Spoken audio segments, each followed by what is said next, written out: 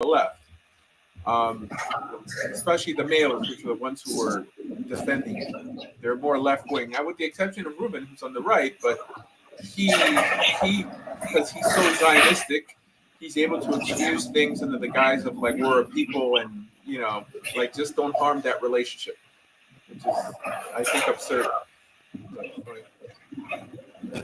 Yeah, it's just I don't know. I think it's you're used to it. I'm not. Where if people can deny the Torah yet make Kabbalah their foundation and insert their own definitions, you know what I mean? It's crazy to me. Well, the Kabbalah doesn't endorse tarot card reading, by the way, nor does the Zohar. The problem I see here is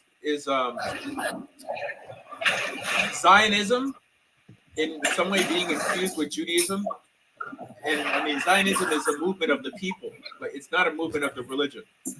So its final goal is to get Jews to buy into and live amongst themselves under a specific ideology. It's quite similar to Judaism, but it's not that. It sounds like it's an alternative to Judaism. So then they're going to elevate getting along amongst other Jews over what the Torah actually says. This is why I don't think Zionism is a Jewish movement. Right. But I mean, you're right though. Like you guys, or even like me, like specifically us, anyone who follows the Torah and the Torah is your foundation, you should call out if someone is doing something wrong. And not just you, many people have called out sorcery and reading cards, reading palms, crystal balls. Other people have called that out because that literally goes against the Torah. That's clear. And that's what we should do. Obviously not be rude about it, but say like, hey, this is wrong. We shouldn't be doing this. If we're saying that we're following the Torah, we follow the God of Abraham, Isaac, and Jacob, that we do not do this. Right. Well, if we're going to compromise on this, what else are we going to compromise on? That's the bigger question. If people pick and choose, now someone could say like, you know what, I'm bored and I need this in my life to occupy myself, right? That's one thing. But if you deny that the law actually exists, if you deny that the Torah is actually against this, then you poison the well for everybody who listens to you. If you're thinking like, really? Right? I mean, like now, like what else is not in the Torah? You know what I mean? Instead of saying, I know, guys, just relax. We know it's not allowed, but I don't know. We do it because we're bored. I think that's a lot more excusable than just denying that there's a prohibition. Right. Yeah, because now if this isn't actually against it, we're not actually communicating with spirits, you're right. Well, then what foundation do we have? And it's nothing. When it talks about alphabet people, it really didn't talk about alphabet people. It was more of a PED, type of thing, not, same stuff. And we're basically rewriting the Torah. I think one of the craziest things is, and it's one of my favorite stories in the Midrash, where Solomon changes the Torah, right? That story where he changes the Yud to an Aleph to allow himself to have many wives. And the Yud goes up to Hashem, cries out to him, and Hashem says, may him and anyone who else changes the Torah be eliminated. I'm not even familiar with that story. I'm learning right now. You're saying that, like, he changed it because there's a prohibition. Wait. Whoa! I'm sorry. You don't know that story? I'm not familiar with that story. I mean, it's news. You're to me. Not a real Jew, then. That's possibly. No, okay. So what happens is, it's a commandment in the Torah for a king of Israel to write his own Torah. So the story goes when Solomon gets to the part where it says, "You shall not have too many wives" in the Torah. So Solomon says, with his wisdom, well, God only wrote that because the normal man can't take care of all his wives, but I'm the king. So what he does is he changes the Yud to an Aleph to basically make it say that you can have many wives. So he took the Yud out of the Torah. The Yud goes up to Hashem. He cries out to him and says, I thought you, Master of Legions, I thought you said that your Torah was eternal and everlasting. However, look, Solomon has taken me out of the Torah and has changed and has inserted an aleph. Today was one letter. What tomorrow can be another letter until your entire Torah is now disfigured and not the original meaning of what you planned for it. That Hashem says, may Solomon and others like him who changed my Torah be eliminated. So this lays down a fundamental principle. Like, how do we know that when a midrash is binding? And it's essentially when it's reiterating a Torah principle. That means it's just reminding you that what the Torah says of not adding and taking away from it. So that's right. how you, because I say the same thing when like they quote the three oaths. Like, the three oaths is something the anti-Zionists use to delegitimize the existence of the state of Israel. And most people, now by the way, I support the state of Israel, but I'm just FYI, like most people quote, there's three oaths that Israel, or that were taken. I think Israel took two, the nations took one, or vice versa, like in Masechet Ketubot. And one of those oaths is that they wouldn't war against the nations to enter Israel by force. And at least in the rabbinic world, most people use this in the anti-Zionist camp to say that Israel can't exist. And then most people in this area will say, oh, that's just a medrash, right? It's just folklore and legend. It's true. It is just a medrash. The question is, how do you know when one of these midrashim are binding or not, right? And the only real way you know, it's when it's literally reiterating a Torah principle. So the Torah principle from this perspective is that when God puts you into exile, only God could release you from exile. Right? Like that's the argument. I'm not saying that a hand has to come down and pick up Jews and throw them into Israel. But it would be similar with what we saw in the Babylonian redemption, that God used religious people, Ezra and Nehemiah, to guide them back to the Holy Land. Unlike what we saw in Israel. But again, guys, I support Israel. I don't want people to think this is like an anti-Zionist thing. But I'm more promoting the academic religious side of the issue, which is typically not promoted on this channel. Anyways, let's keep it going. Let's talk about something else. So what are you doing on this, or how do you celebrate it as a believer in Yeshua? Like, do you make the declaration that Jesus could not have been, I don't know, like resurrected in this season if he was resurrected at all? Well, so I follow, I don't even know what calendar I would call it, the normal Jewish calendar, where next month, actually for Pesach. So I believe that, died on Pesach and then he resurrected on Feast of First Fruits. So I don't even call it Easter. I don't acknowledge it as Easter. Even in the Bible, you might know this, the word Passover was taken out and it was inserted with Easter in the King James Bible. This is part of the church trying to suppress the Jewish identity and change it over to more of a Christian ideology. What did the so Greeks I don't say Easter. We don't do Christmas and eggs and stuff like that. I'm sorry, go ahead. Did the Greeks say Easter, or did it say like something similar to Passover? It says Pesach. In the original Greek, it says Pesach. Really? It's Acts chapter 12, verse 4. Uh-huh. Yeah. It says that something along the lines of they were celebrating blah, blah, blah, and it was Passover. Every other Bible will say Passover, but the King James 1611 says Easter. Huh. When was it first called Easter in Christian history? I think like the 10th century. Uh-huh. I might be wrong. Interesting. I always try to give the Catholics a benefit of the doubt that many times when they incorporate other ideas, religious ideas into Christianity was an attempt to help Christianity, not to pervert Christianity, right? Because unlike many other people, I don't think most people walk around with like malicious motives. Like, oh, the Catholics, they worship the devil, so of course they're going to want to make things more pagan. I don't think humans typically function like that. I think most people, including the church fathers, felt they were actually trying to help the religion and trying to bring as many people into it. And sometimes, I mean, we see this in the Torah, like God will recycle pagan customs like sacrificing, for example, right? There are many rabbis who don't understand why we even needed sacrifices. Maimonides is basically one of them.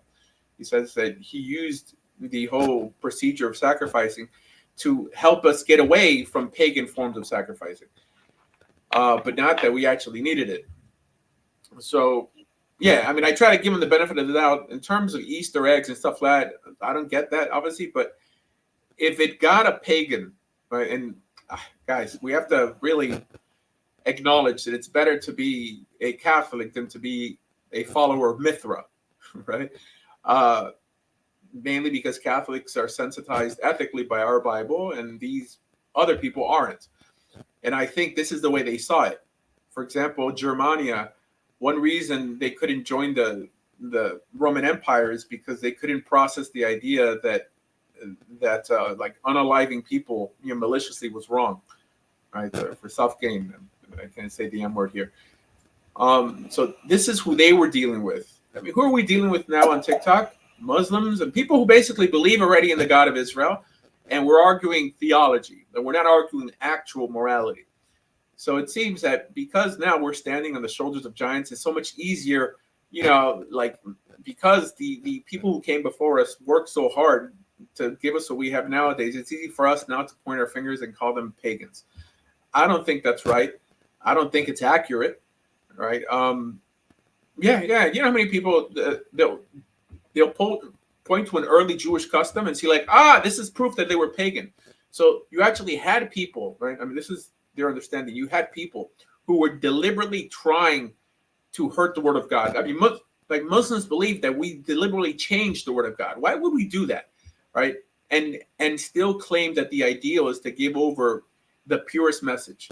Like, why would we do that? Like, unless we are children of the devil, unless we are, I don't think, people walk around knowing that something is true. In this case, it would be Islam from their perspective. And at the same time, try to corrupt it. Who does that? I mean, I give Muslims the benefit of the doubt. I give Christians the benefit of the doubt because, I mean, how many times haven't I heard? I remember like that old chick track. Remember the chick tracks?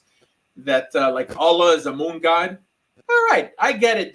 There may be something historical to that, but the average Muslim doesn't walk around praying to a moon god, but they'll say, no, they were trying to incorporate idolatry into the worship of God. I don't think so. I mean, I still feel my religion is superior to theirs, but I first give people the benefit of the doubt, because when you don't, people won't give you the benefit of the doubt. And then it's just an endless cycle of stupidity. So, Asher, let me ask you this then. So when we look at the, what is it called? It's like the Catholic canon. I think it's like 33 or 36, something about there. It says that if you observe the Sabbath on Saturday, as the Jews do, then you are a Judaizer. And that's one of the pushes for Catholicism to move it to Sunday, to change it. Now, it's interesting because we see in the book of Daniel that when the Antichrist comes, the Antichrist will change the times and the seasons, right? The Shabbat is Friday night to Saturday night. So, we try to give them the benefit of the doubt. I can understand that. But I feel like there's a lot of evidence, too, that supports them really trying to eliminate Jewish ideas and come up with their own understanding from a political stance to force their ideology on people. Yeah, no, there's nothing malicious about that from their perspective. They believe they're doing the world a favor. They believe that the Lord's Day is the first day, right? The notion of Judaizing from a traditional Catholic perspective is to, in some way, be so legalistically, active that you lose the notion of grace. This is what they believe. I mean, they think that if anyone walks around thinking that they need the law for salvation, then they're trampling upon the blood of Jesus. There's theological roots to that in Christianity, but it's not malicious from their perspective. I mean, they think that we want to help people get to our heaven, right? We don't want to hurt them. So they're still doing what they think is right for the right reasons, right? If not, they'd be Jewish, right? I mean, they're not do you view them as bad? Like that they actually know the truth and deliberately go against it? I honestly think they do. And this is not me hating on them though. Like for real, for sure. I remember I used to get, my parents would scorn me every time I would work on Sunday. Like, well, how dare you break the Lord's Day and work on Sunday? They treat it like the Shabbat. So if it's no big deal to them that if it's Saturday or Sunday, whatever you do, you bro, then why is so much condemnation done if you work on a Sunday? Like Chick-fil-A, their workers don't work on Sunday. Why? Because it's a very sacred day to them. They don't care about the Shabbat. They've done away with that. The Sunday is their new Shabbat. Wait. So you're saying that your parents, including the owners of Chick-fil-A, are doing this maliciously? Well, yeah, they're condemning people. No, they may be condemning them. I mean, Judaism condemns people all day long, but it's because they're going against what they feel is a standard of their religion. They feel they're following God. Like, are you saying that they actually know that they're following the devil? Well, I don't want to say following the devil, but like I will nowadays, because I am older and I'm not some dumb little 10-year-old kid, but nowadays I will have conversations with pastors and people, and a lot of them will say, no, yeah, you're right. It is the Sabbath. We do it just because of tradition. And I'm like, well, why don't we switch it back? Oh, well, that would be too much of a headache to do. Oh, we can't do that. All the things that all of our tradition that we've had. Like, I'm sorry, but we've had the Torah way longer than your stupid tradition. We've had your traditions for 2 years. Yeah, we've had the Torah for what, like 4,500? Yeah, maybe. All right, yeah, but okay. I understand that some people are cowards. That's not the same thing as basically doing something, in the name of God that it is wrong, and you're telling people it's right in the name of God. I mean, there's a big distinction between that.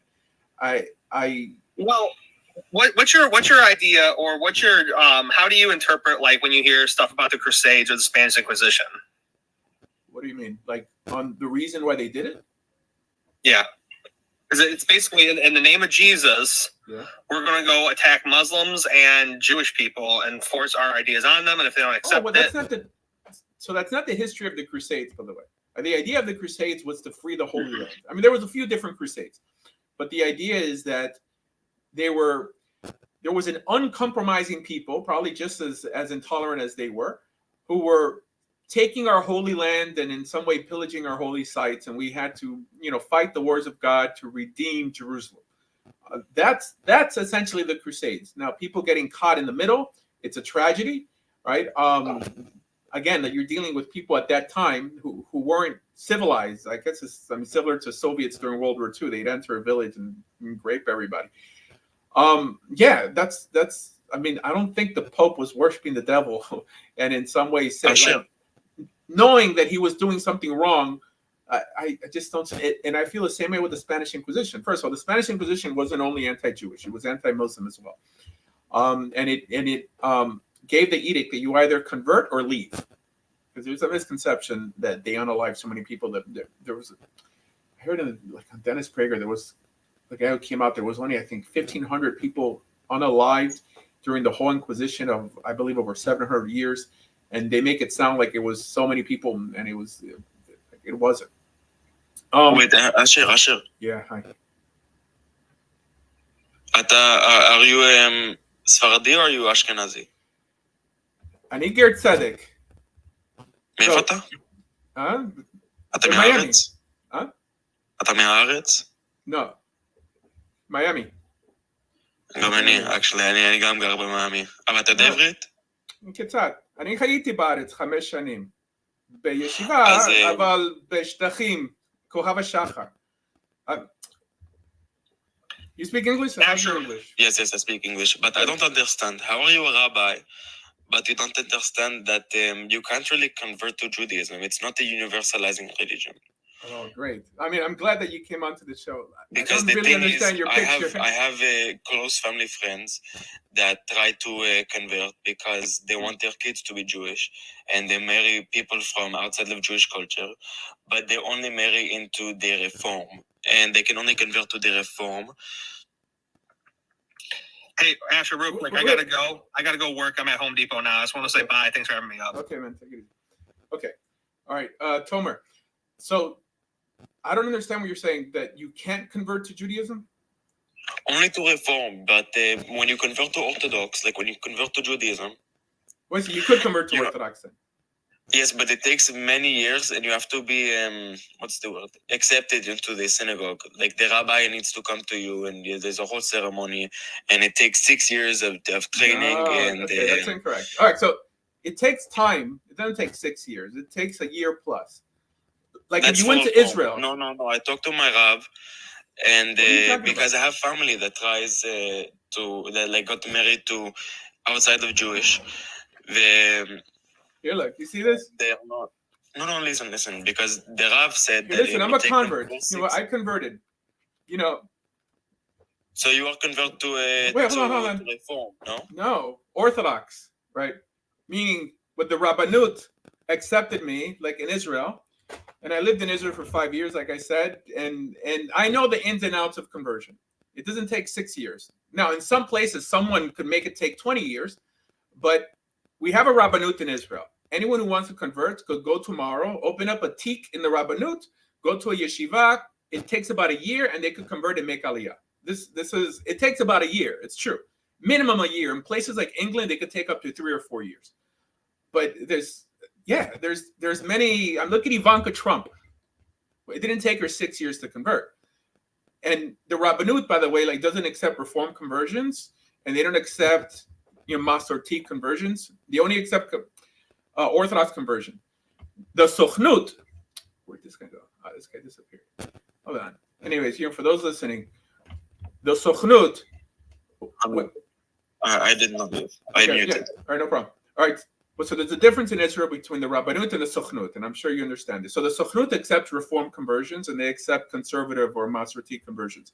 The Rabbanut only accepts Orthodox conversions. And it's not every rabbi, by the way. I mean, there's a list. It's called the Itim list of around 29 rabbis in America that are allowed to do conversions according to the Rabbanut. I'm not on that list. The vast majority of rabbis are not on that list. But I mean, you could convert, and it doesn't take 6 years. I mean, there are people listening to me right now who converted Orthodox, and they know it takes about a year plus. It takes about a year. If you're Orthodox, how come you are not wearing a peyot? You're saying Orthodox Jews need to have peyot? Wearing kippah and everything. Look. Like, I know you're wearing your hat. Wait, but usually it's for people for no, so not this is a kippah, by the way. Because Orthodox, and also because you say you're a Rav. Yeah. Okay. So do you have students? Wait, hold on. Like I have smicha. I learned in yeshiva. That's what makes you a rabbi. Okay. And I know the halakha. Now, this is a kippah, by the way. I do have peyot. Peyot doesn't mean that you have long peyot. I know. Okay. I shave with an electric razor, which is allowed. There are many rabbis who are, clean shaven. Even for me, like Mekubalim, like the Ramchal, they didn't have a beard. Yeah. Like I'm modern Orthodox, but I'm not going against the halakha. So I'm not Haredi, and I'm not Hasidish. So I'm here. Where do you live? In Miami. Where? Near Fort Lauderdale, Hollywood. Well, I live in Hollywood. גם אני. But where? Yeah, but where in Hollywood? Like, what show do you go to? אני לא רוצה להגיד פה. Okay. No problem. Anyways. אני עדיין ילד, אני רק בן 16. Okay. For 6 years. Listen, I live in Maple Ridge. Do you know Maple Ridge? No. All right. Well, it's the main Israeli community, like in Hollywood, off of Griffin. You know Griffin Road? Yeah. Griffin and what? Like off of 441. Like it's probably 2 minutes from 441. It's like I go to the Chabad. Like, Rabbi Shemaiah? No. It's the only Chabad on Griffin. Yeah. Anyways, yeah, I'm in this community. People understand that I don't have a show here, by the way, but I used to have a show in North Miami Beach probably 10 years ago. Yeah. I mean, I have smicha. Do you have students? Do you have the students? Yeah. I mean, you're sitting amongst them now, and my students are online. I've been doing this for a very long time. I'm 46 years old. I'm not that young. But ask people, Meza, do you know who Meza is? I'm not new to this. I mean, I teach halakha, but it's true. I encourage people to consider becoming Jewish. I mean, I think it's a good thing. I think it's a good thing for everybody. I think in terms of tuition, if you ever put your kids in religious school and have to pay so much tuition, if there was more Jewish kids, the tuition will be cheaper. Kosher food, everything will be better. I'm not saying that we should just accept anyone. I think people should be very serious. But why not? I mean, conversion. I mean, are you Syrian? No, I'm Sephardi. I'm a little bit Syrian because I'm mostly Sephardi, but a little bit Parsi. Okay, all right. I mean, like in Eretz Yisrael, I mean, Syrians, they also call them Sephardim. I know. I'm from Israel. I was born there. Yeah. No, in terms of like Edot HaMizrach, everyone is Sephardi if you're not Ashkenazi. But the reason I asked if you're Syrian is because Syrians don't accept converts. I know. I'm Syrian. My Savta is Syrian. Okay. And by the way, I mean, that's a new thing too. I mean, the Syrians started doing that 120 years ago, like in Argentina. Like here, there's a synagogue called Safra Synagogue, like in Aventura, the Mystic Point. You walk in and there's a sign that says converts aren't given like any aliyot or anything, that they could come in. I don't know. It's just the thing is, like, I don't really believe because, throughout history, Judaism was never a universalizing religion. Like, it never really accepted people to convert. That was mostly Christianism and Islam and Catholicism, Like, I don't think you're familiar with, I mean, in the Torah, people converted to Judaism, right? We have the Erev Rav on Har Sinai, they all became Jewish. It says they all said Nasiv and Ishma, just like every Hebrew, and they all became Israel. Anyone could always, Rabbi Akiva was the son of a convert, Rabbi Meir, Onkelos, Shemaiah of Talion. There's so many converts in our religion. How can you say that conversion is not a thing? I'm not saying it's not a thing. I'm just saying that it's not as widely. It's not done. It's not done widely, but that doesn't mean. Like not on the scale of Islam.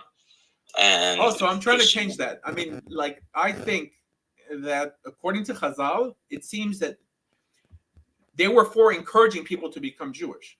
There was nothing wrong with it till Kabbalah. Kabbalah changed everything.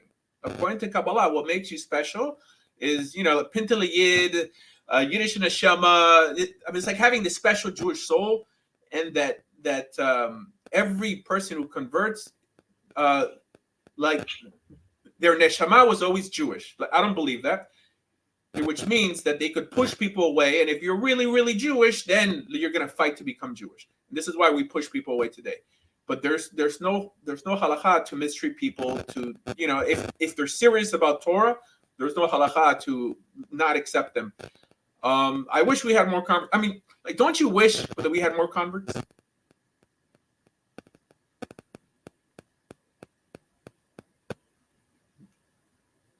Tomer?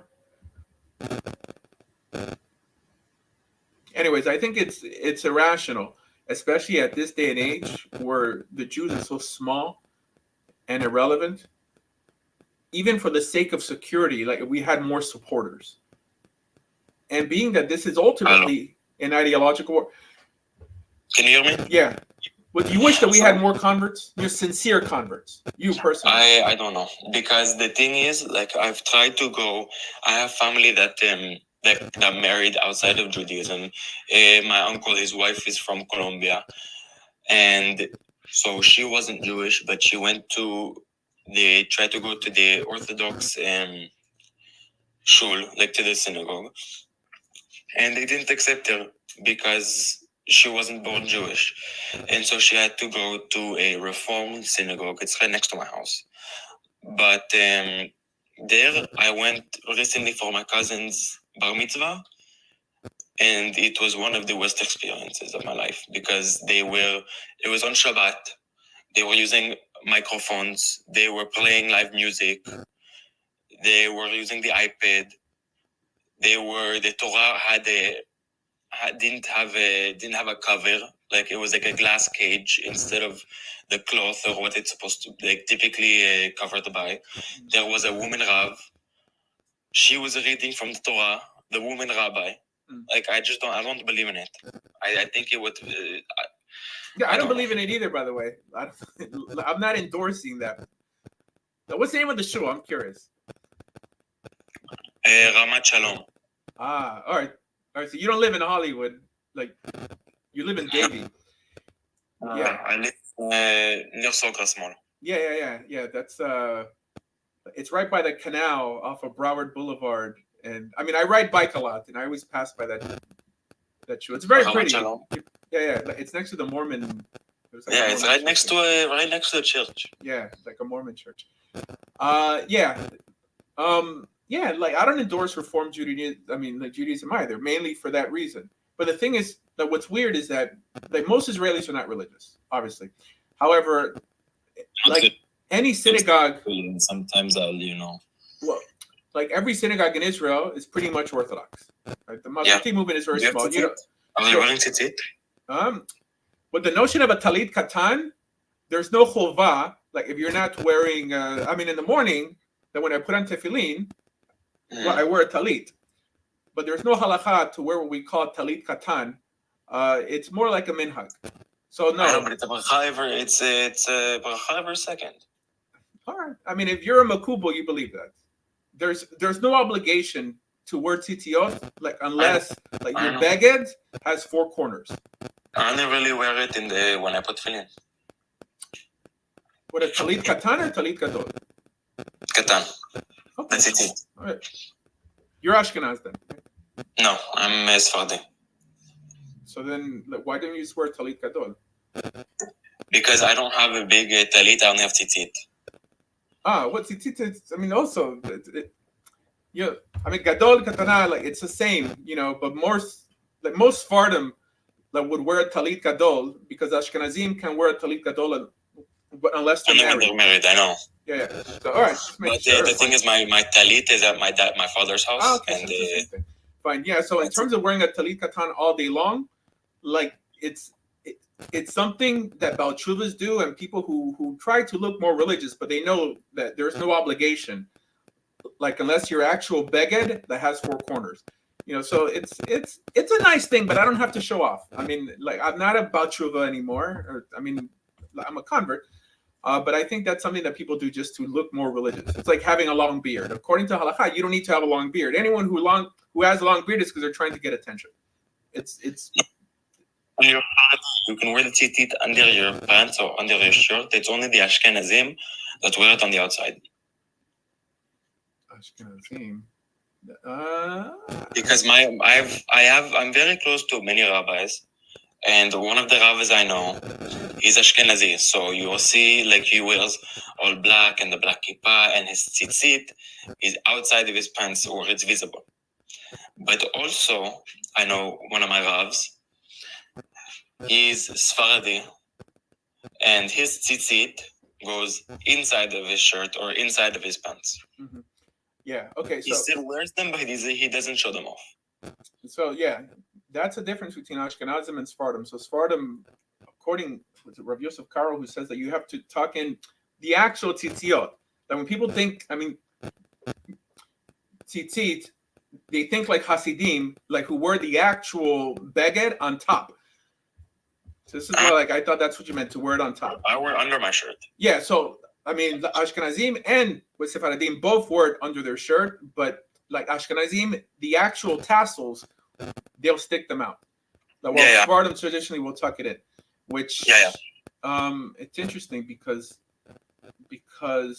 I think the reason they tuck them in is because of the Arizal. The Arizal says to tuck them in, but I think Shulchan Aruch says to stick them out. There's no halakha to wear them under. Oh my gosh. Yeah, sorry, I just got a phone call. There's no halakha to wear them under. Truth be told, there's no halakha to wear a talit katan to begin with. We're only dealing with the talit katan. But anyways, I think the world would be a better place if we had more religious Jews. More religious Jews, converts or not. More, clearly the only Jews who are having a lot of kids are Hasidim. If more sincere converts entered the Jewish people, I think the world would be better. Wouldn't you agree? I don't know, but it depends because I really don't like the reform. Yeah, but what does it have to do with reform? It was very orthodox. I agree. Yeah, they were Shomer Shabbat. Shomer Kashrut. Shabbat, Shomer Negiah. Yeah, I mean, Nagia, you have a high standard. You're very. I mean, you're Haredi. Because the thing is, like, when in my opinion, when you want to convert, you have to be serious about it. You can't convert and be secular, because then what's the whole point? You know? Yeah, but that being said, what you have to acknowledge is that being if you have a Jewish mother, it doesn't matter. Like, it also is not a nice thing for someone to call themselves Jewish and not keep mitzvot. I'm Jewish, I have a Jewish mother, I don't fully keep mitzvot. Like, אני לא שומר שבת, אני לא שומר נגיעה. אני מישראל, אבל אני לא כל יום מניח תפילין, אבל אני אומר ברכות על האוכל. All right, let me translate what you're saying. All right, so it doesn't keep. You want me to translate what you're saying, or you want to keep it private? No, it's fine. You can say it out loud. I say it as well. I'm from Israel. I'm Jewish. I have a Jewish mother. I don't keep Shabbat. I don't keep Shomer Negia, which is you can't touch. Most people don't keep it, by the way. Like, most people don't. I know. Okay. I know. I don't put on tefillin every day, but I put it every day that I have time. But sometimes I will do the brachot for like for food. Like, I'll do borei menai mezunot or stuff like that. Okay. So what if somebody converts to Judaism and is as religious as you are? Would you consider them a fake convert? I don't know, because from everything I've heard from my rabbis and from my family, it's like when you convert to Judaism, you have to convert big time. It has to be like your main priority, and you have to convert to very orthodox, and you have to keep everything. Shomer Shabbat, Shomer Negia, tefillin, brachot on food, you know? Yeah, but does that make sense to you? I mean, I know rabbis say it, but I think it's irrational. If you can be born Jewish by mistake, by coincidence, and somebody converts to Judaism and they're going to view them with a magnifying glass, while someone who has a Jewish pedigree, like, it doesn't matter. I think it's a double standard. I don't think being Jewish means anything, by the way. Like, it's what you do with it. By the simple fact that you could be born Jewish shows that just having the label Jewish doesn't mean anything. If you're a religious Jew, if you're an ethical Jew, that's what matters. The vast majority of Jews are not religious. So this is why I think that the rabbis in the Talmud converted people in one day. It says, there's a story, it appears 3 times in the Talmud of someone who comes to convert, and it says that Hillel converts him miyad, right away. And then he starts... חופר, לא אכפת לי על פלסטין, לא אכפת לי, השרמוטה, שתוק. אנחנו מדברים על מי זה יהודי, כמו מה זה להיות יהודי. לא על ישראל. All right, hold on. חיה, sorry. Are you cursing at a Palestinian or what? Yes, because he's saying free Palestine when we are not talking about Israel. We are talking about Judaism. Because we're on TikTok also, and people don't understand. I know. Okay, fine. Yeah, that's probably a bot. All right, so... אומר ישראל שרמוטה, איזה חיה. This is your first time on TikTok? This is every day. It's your free Palestine. I see it a lot, but not usually on live. Really? No. Leave comments. I don't really see live. I don't really join live. Yeah, on live, they have bots that just basically comment. I don't know why we haven't figured out, something the opposite, saying Israel is just. But anyways, so it seems that I know, because that you teach them afterwards. Alcohol is actually special to us. We drink on Shabbat. Guys, like, he's trying to answer questions in the chat, because they see us talking about 2 different things. Anyways, there's a principle. There's a halacha that says, "Goy yosef b'Torah hayv misa." It's the Ashkenazi way of saying it. That a goy who preoccupies himself with Torah study is in some way liable to death penalty. The Rambam explains that a little differently to teach that they should learn Torah from us and not kind of figure it out on their own. But this is why they would convert Gentiles right away and then teach them. And then from that perspective, it was the responsibility of the community to ensure their growth in Torah. So it shows that just being Jewish in general ultimately doesn't mean anything, right? It doesn't. Now, I know according to Kabbalah, what they teach it does, but Al Pi Halacha, only because you have a Jewish mother, like, doesn't mean you're important to God unless you're a good person, like, unless you're keeping mitzvot. Kabbalah teaches this principle chelek Eloka mimal mamish, that the neshama, like of a yid, is a chelek Eloka mamash of Hashem, which is antithetical. Like, I don't teach Kabbalah, I don't believe in Kabbalah, but I do believe in halakha. So I think that rabbis today have been poisoned with Kabbalah, and they feel like a Gentile has to be, by definition, mistreated, right? It's a form of mistreatment if you're not treating other Jews the same way. So a Gentile who converts to Judaism is in some way now, like, they're watching him with a magnifying glass, while, I mean, like Chilunim, like, get a pass. Why is that? And why is it that you could be secularly Jewish and still, be welcomed in the community, but a convert is treated differently from before and even after he converts? I mean, that's why I'm trying to make things better by making things older. And I think that this is the way that our rabbis in the Talmud would have related to the issue. But anyways. Okay. Tomer, thank you for stopping by. But let's move on to a different topic. All right. Someone is saying, what kind of rabbi are you? I'm a cool rabbi. I'm Orthodox, if that means anything anymore. Orthodox has been defined as keeping Shabbat and keeping kosher. I think it's more than that. First of all, the job of a rabbi is just to give you the halakha, to tell you the do's and don'ts. The average person who tries to gauge what a rabbi is or isn't nowadays thinks that rabbis are supposed to be like life coaches. I mean, he's there to guide you. That's not the job of a rabbi. A rabbi is to tell you what the halakha is, and that's it. Now, I get it. I talk about many different topics here, and I try to guide you down the right direction, but that's not the role of a rabbi. Anyways, let's see. I'm a verse teacher of the logos.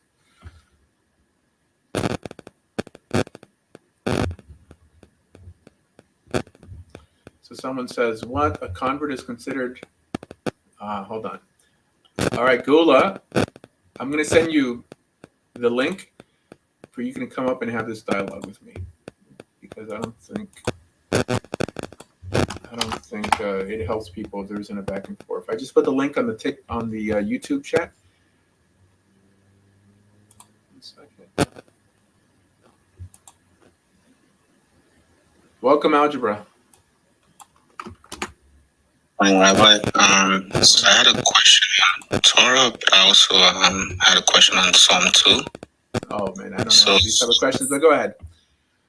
So for Psalm 2, I wanted to ask, if the reading that King Messiah is the begotten Son of God is more Bashat than saying that this is about King David.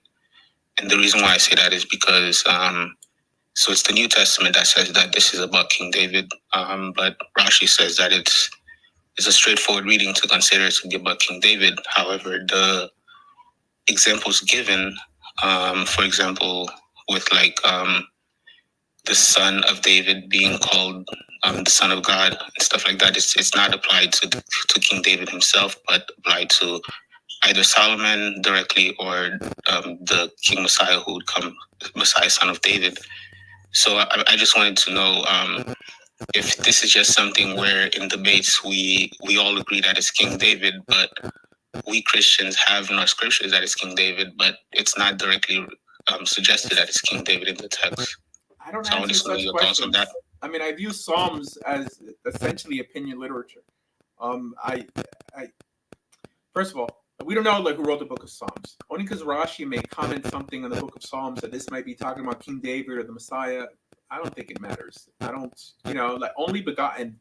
I mean, does it mean, that it's introducing an idea that God has children from that perspective? It's poetry. The vast majority of Psalms are not written by King David. Truth is, we don't even know which ones he wrote and which one he didn't write. It's just a tradition. It's written by King David. Not to mention that there's some songs that say that they're actually by King David. Some are saying they're for King David. I think every metaphysical principle has to appear in the 5 books of Moses literally for them to be obligatory. If not, they're just as valid as if you came up with some devotional idea. This is why Like if I give an answer to that, I'd have to give an answer to every other hyperbolic, poetic, symbolic idea that appears in Nach, right? That I think ultimately doesn't speak for God. It's only there to bring you back to the Torah. That's it. And if someone tries to, I mean, even the notion of the Messiah, we have to be honest, guys. It's not literally in the Torah. Okay, so why would there be any later verse pointing to a concept that's not literally in the Torah? I didn't ultimately cares. This is the major reason why people shouldn't be messianic, by the way. This is the major reason. I'm not saying that you have to dislike Jesus. I like Jesus. I think he was a good person. He was fighting the same hypocrisy that I'm fighting nowadays with jerks in the Jewish world misrepresenting God. But now people have to believe he's God and the Messiah. That it just completely, like clipped the wings of that message. It no longer was to bring people back to Torah. Now it's to sort of create a party in the sky, like this heavenly place that everyone's trying to get into by making a creed and a declaration. I just feel like, I mean, as I got older, we have such bigger problems in this world. Why would God care who someone believes is the Messiah or isn't the Messiah? Why would he care? And if he did care, then that's unbecoming of a good God. Now, so that's my problem with this. Like, so that's one of the clearest places where the word Messiah comes in, and it describes him as a king, but also begotten Son of God. So like that's why I hold on to this. It's mostly because Muslims are also using the argument that it's King David, but they would have to, like, they're basically looking at rabbinical sources or what the, Judaism says about certain claims and then presenting the Jewish argument. But in order to debunk that, you can say I have to debunk the. So another example I have is 1 Samuel. So like the Hannah's song or prayer, you can say 1 Samuel 2:10. It also talks about the Messiah, but also like the king. Sorry, my computer's freezing. I was gonna read it, but so in terms of like the Torah, I understand your position. I think in trying to answer you in my own time, it's more like I make the argument that Jesus himself was the one who wrote the Torah on Mount Sinai. That's from the argument that he appeared to the 70 elders of Israel, so it's him that they saw and ate with. So that's just an argument that says that the book or the Torah itself, at least on the tablets, is a covenantal document that he signed, and also, well, not signed literally, but to read the verse, it says, "Those who contend with Hashem will be dismayed. Against them he will thunder in the heavens. Hashem will render justice to the ends of the earth, and he will give strength to his king, and he will exalt the horn of his anointed." It's still, you're taking essentially the Torah completely out of context. I mean, I'm not saying you, but people who try to read the Messiah into the Torah from a non-devotional perspective, meaning it doesn't matter what you think on a grand scale. I mean, you could think this is talking about the Messiah. You could think it's talking about some other future prophet like Muslims do. But it doesn't affect what becomes binding for other people to believe. However, that's the birth of Christianity and Islam. They basically said, because they came up with a theological rendition of what the Torah is actually pointing to, now if you don't believe in what they say, God's not happy with you. I mean, that's the only audacious claim. Believing that Isaiah was the Messiah is not heretical, right? It doesn't, even believing Muhammad was a prophet is not heretical. It's right when you begin to affect clear laws in the Torah, right? I mean, if like once Muhammad starts saying, well, your Torah is corrupted, not that he ever said that really, but God is giving us additional commands, that's when it starts becoming a problem. Right when a Christian starts saying that, no, God only validates your religiosity if you accept this Messiah, that's when it becomes a problem.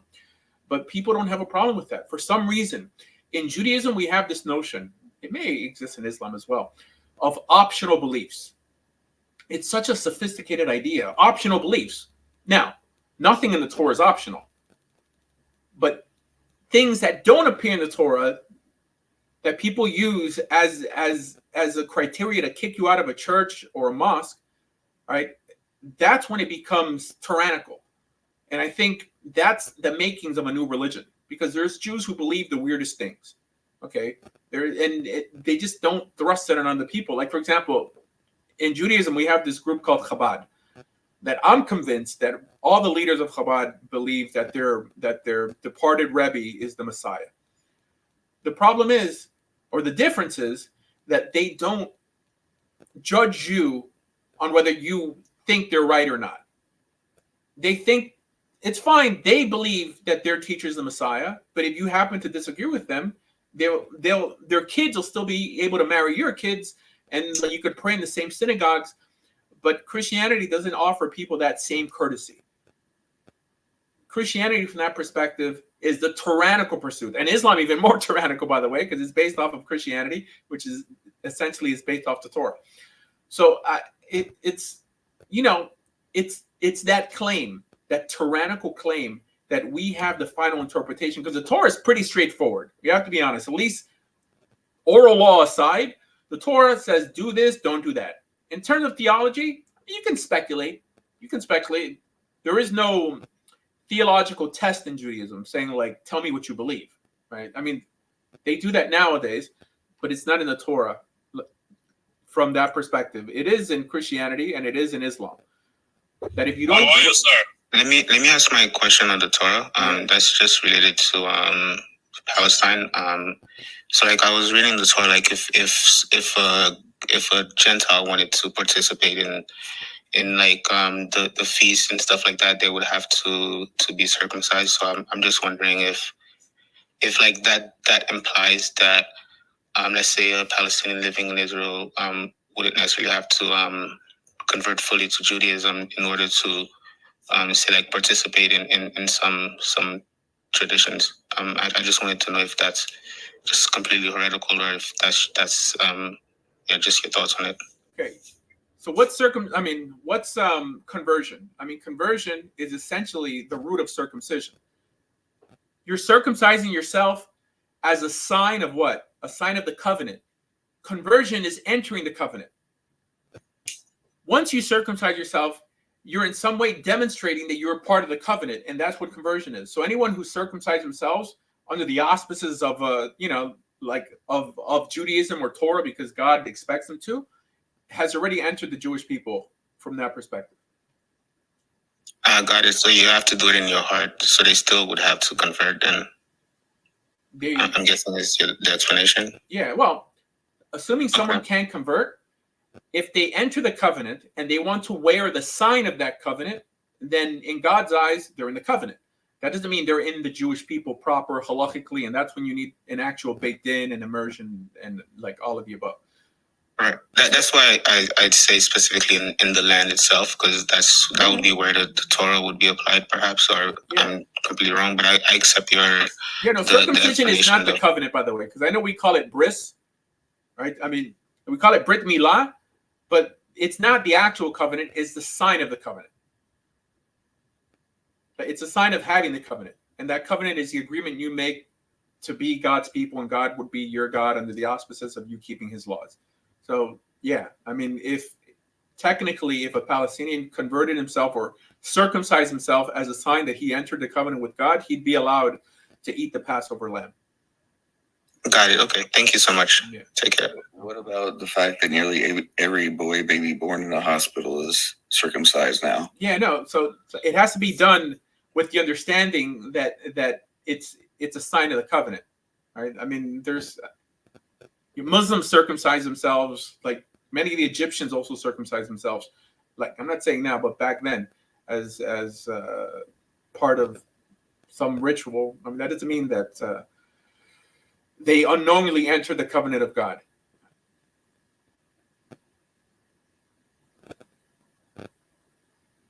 Thanks. Yeah. Sultan, you're up. I'll go after you. I heard Sultan come in very, very excited. No, I'm not. Excuse me. I'm not excited, but you are like talking down on Islam, and yet you're presenting your religion as somehow to be superior. Well, it's a Jewish show. I mean, I expect you to disagree with me because you believe your religion is superior. Just Yeah, the well, nature of the beast. obviously I do. Even your religion will testify to that. Well, You know, like that's an like, for audacious example- claim. Hold on, wait a minute. I mean, you see, let's just try to be honest, right? I mean, this condescending talks, like even Islam would say that Judaism is true. If I said that, it would sound silly. First, make your claim, like, and then like, we'll be able to like for validate. example, according to you, God looks like a rabbi and have a big penis. God have a wife and sons. No, I don't according to believe your that. Wait, religion. okay. According to who? According to who? Demon worshiping is allowed. What are you talking? Astrology is allowed. No, I mean, I think that you have me Yes. confused with other rabbis, by And the way. God is prejudiced against black people. All right. I mean, So I don't know those if I are should some of drop the you things. now. Like, come on. And you say Jesus swims in the feces. Wait a minute. Okay. So let's Okay. deal. I mean, you're like a So- gold mine for content that I mean, I feel bad to drop you. I mean, of course you can drop me because you don't like to hear the truth. But this is why You people know? don't take You, your side you, you, seriously. you hide, Hold on you 1 second. hide your perverted religion views, and somehow you want to act as if you're superior to Islam, All right. Okay, let which is me respond. recognized in your Tanakh. It recognizes the Prophet Muhammad to be the true prophet of God. However, 50% of the Jews at the time did not accept it because they. All right. I mean, I want to take him seriously, right? To have a dialogue, but it seems that he's just here to rant. Guys, I don't believe in astrology. I don't believe in demons. I don't believe God has reproductive organs.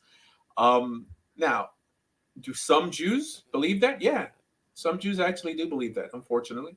Right? Does Judaism teach it? Judaism, i.e., our source material? No, it does not. Just like there are many Muslims who believe a lot of weird things that I wouldn't thrust on every Muslim. All right, there's mainstream Judaism, at least how I'm presenting it, what appears in the Talmud, what appears in the Torah. Okay, what appears in Kabbalah, I don't teach that, and I publicly don't endorse it. All right, so it's let's make a distinction. And the idea that we know that Muhammad is the actual prophet, but we choose not to acknowledge him, that's even sillier.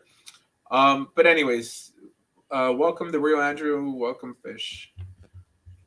So I've heard the Muslims say that about Jesus before, that Jews think that he's in hell in a vat of feces. Where does that come from? So that appears in the Talmud. However, there's an argument if it's the same individual.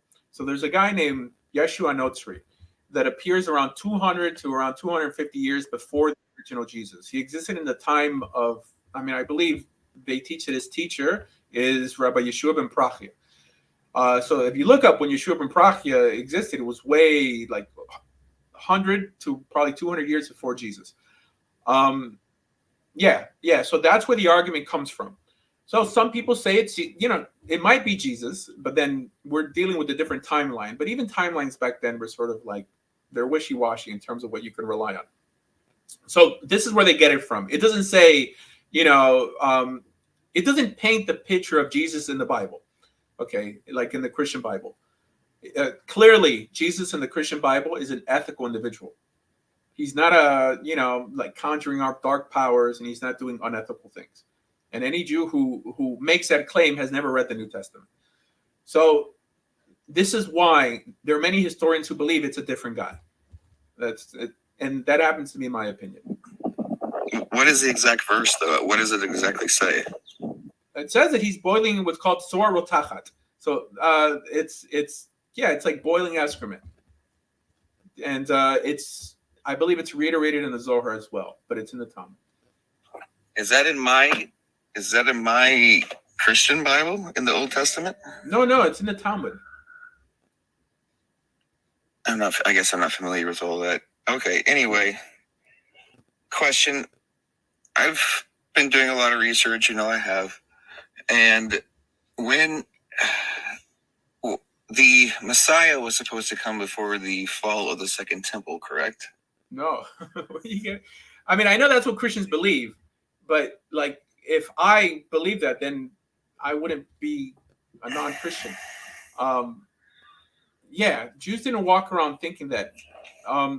There's some Jews who do believe that Daniel chapter 9 is in some way pointing to some messianic figure. I think Rashi teaches that.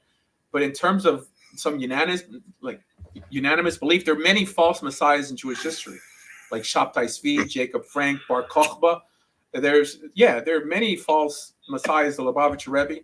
So the idea that people knew that this was talking about someone at that time is not accurate. Well, Daniel 9:26 and Malachi 3:1 is the two I found that said that it was the Messiah was supposed to come before the fall of the Second Temple. Yeah, so it's interesting that the book of Daniel would mention a second temple when in the time Daniel was written, he never assumed that he was being redeemed. I mean, the beginning of chapter 9, that he was wondering what's taking so long, right? And then they didn't even build the second temple yet, for them to start prophesying its destruction. So it's kind of hard. I'm sorry. I mean, some guy keeps on calling me. What about the Malachi verse? Oh, I'm not familiar with the Malachi one. I mean, I have a whole video on Daniel chapter 9, but I don't know which one you're talking about, Daniel, like Malachi. Malachi 3:1. No, what does it say? I'd have to go look at it and come right back. That's fine. You just save me a second.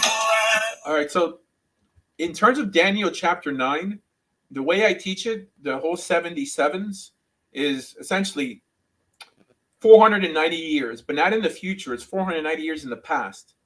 And this is reiterated in the book of Jeremiah on the reason why Israel went into exile, into Babylon. Don't forget, Jeremiah was the prophet sent to Israel to get them to repent before they went into Babylon. So Jeremiah said that it's a commandment in the Torah that when Israel doesn't allow the land to rest, God will ensure that the land rests. So Israel was in the land 490 years. That's why it's 77s. What's 77s? Right? A 7 is a Shemitah year.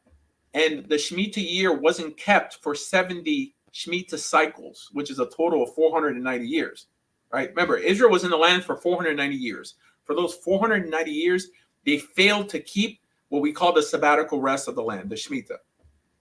Now, how many Shemitah cycles is in 490 years? It's 70, right? That means every 7 years, the land's supposed to rest. And if it doesn't rest for 490 years, that means it didn't rest for 70 years, right? 70 Shemitah cycles, it failed to rest. This is why in the beginning of Daniel chapter 9, God is explaining, or the angel in this case is explaining, why Israel had to go to Babylon for an exactly 70 years. Israel went into Babylon for 7 years. And Daniel chapter 9 is in some way recapping what got them there. Now, the end of Daniel chapter 9 is what gets confusing. When it talks about the priests and the holy place and all this stuff, that's when it gets more confusing. But the beginning makes sense because you have Daniel in some way worried that they missed the mark because he understood that they were only supposed to be there for 70 years. So like you have the angel reiterating the story and the plan or the agreement on why Israel went into Babylon, and it was essentially to let the land rest.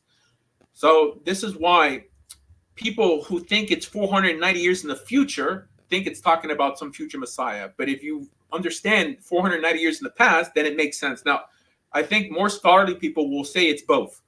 They're like, yeah, it's true. It's reiterating the 490 years that they were in the land and they didn't keep the Shemitah cycle. But as well, it's pointing to something else. I think Christians call that like the rule of double interpretation, something like that. But for some reason, those who typically talk about the future one almost always fail to acknowledge what it's talking about contextually, which is my whole shtick. The Malachi one says that the Lord you seek will come to this temple, which at that time it was the second temple. Yeah, no. Okay, yeah, that's fine. Yeah, but the understanding is that Malachi was Ezra himself. So no, it's hard to place Malachi. So Malachi just means my messenger. So people think that was Ezra himself, according to the Talmud. But yeah, that's fine. In terms of prophecy, I don't build anything doctrinal, even if people want to believe that Jesus literally appears in the book of Isaiah, I mean, I would still believe it's optional because a prophet can't add anything new. When did sacrifices end? Offering sacrifices end. Was it 70 with the fall of the temple? Well, when the temple was destroyed, sacrifices couldn't be brought. Now, even Paul brought sacrifices in the book of Acts. So even after the time of Jesus, people were offering sacrifices. Hold on. Hey, Thomas, what's up? Okay. Hold on. We just have some background noise. 1 second. Yeah. So exactly. I mean, I assume 78, CE.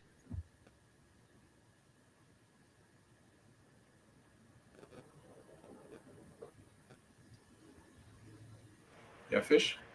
I went through one little bad internet spot, but I'm okay now. So what? I didn't hear what you said. What did you say? Sacrifices would have ceased once the temple was destroyed. Right? I mean, the Jews weren't actually kicked out of Israel in 70 AD. Just the temple was destroyed. They weren't kicked out of Israel till 135. But it shows Paul even offering sacrifices in the book of Acts. So, well after the time of Jesus, still offering sacrifices. Rabbi, how do we rebuild the temple today? Not well after. I mean, Jesus either was unalived in 30 or 33, and so the year 70 is whenever it fell. Yeah, no, I get it. I mean, from 30 to 70 is still like a big period of time that they were still offering sacrifices. But, Rabbi, how do we rebuild the temple today? What'd you say? How do we rebuild the temple today? How do we rebuild it? By rebuilding it. I mean, what's the Torah prerequisite for rebuilding the Mishkan? Right. So the Mishkan is the sanctuary, the traveling temple. The truth is, you can build it. There's, from a rational perspective, there's no holiness in it because there's no Ark of the Covenant. But to be honest, there was no Ark of the Covenant during the second temple. So you build it by just building it. I don't know. I mean, it would be more symbolic than anything. That means you could even offer sacrifices technically. I don't know if it counts for being the base of Bechira, the actual place if there's no ark, but they offered sacrifices during the second temple. So. One argument I heard is that the temple was actually built on, I think, the Gihon Spring, I think it's called, and not where the Dome of the Rock was. So it may be possible to avoid building it there. I heard someone saying that the spot wasn't the spot. But is that still in Jerusalem? Yeah, that spring is in Jerusalem. It's just not where the dome is. Like people think it. Okay. So Now I've heard that the dome is where like Jewish traditions historically put it, but I'm not sure it would actually have to be built there. So. Oh, it doesn't have to be necessarily there. I mean, it's in Jerusalem somewhere. Then it might be the spot. I mean, it's hard for me to believe that so many people could be wrong for so many years. Well, that's just what I heard. I mean, and if you could avoid upsetting the Muslims, I mean, that would be good too. Not that I particularly care about them, but not starting a war with them would be good. So, I'd say you're picking a fight with everyone on TikTok. All right, welcome first century Judaism. What's up, Rabbi? Hey, what's up, man?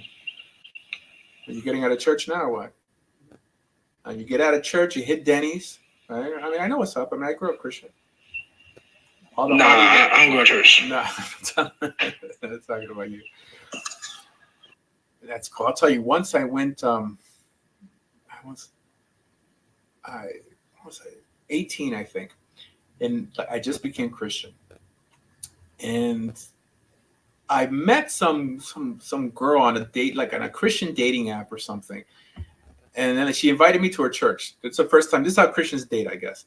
So then I went to the church, this and that. I'm, sat in the back, and then I saw the girl. I'm like, hey, hi, how you doing, guys? I'm 46. This is when I was 18, right?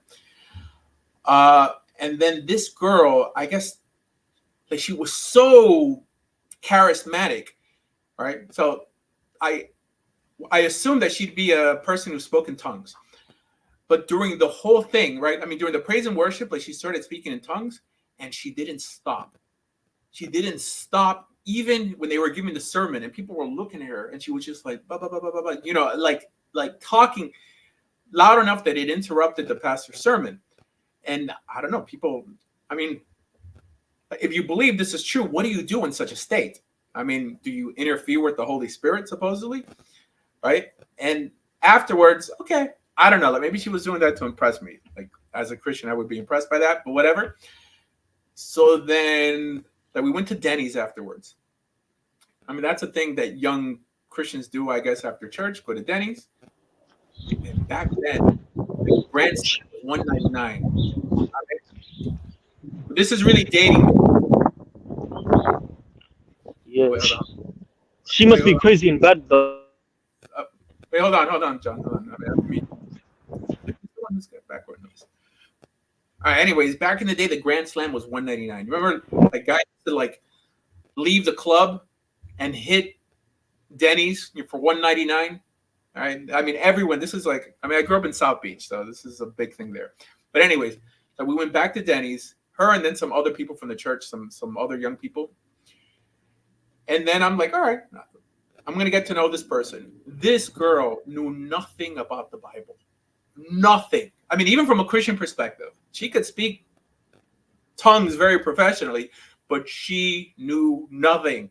And even back then, I was in seminary, I mean, as a Christian, and I was a street ministry guy. But my whole thing was with like prostitutes, gang members, and homeless people. And I was a speaker even back then.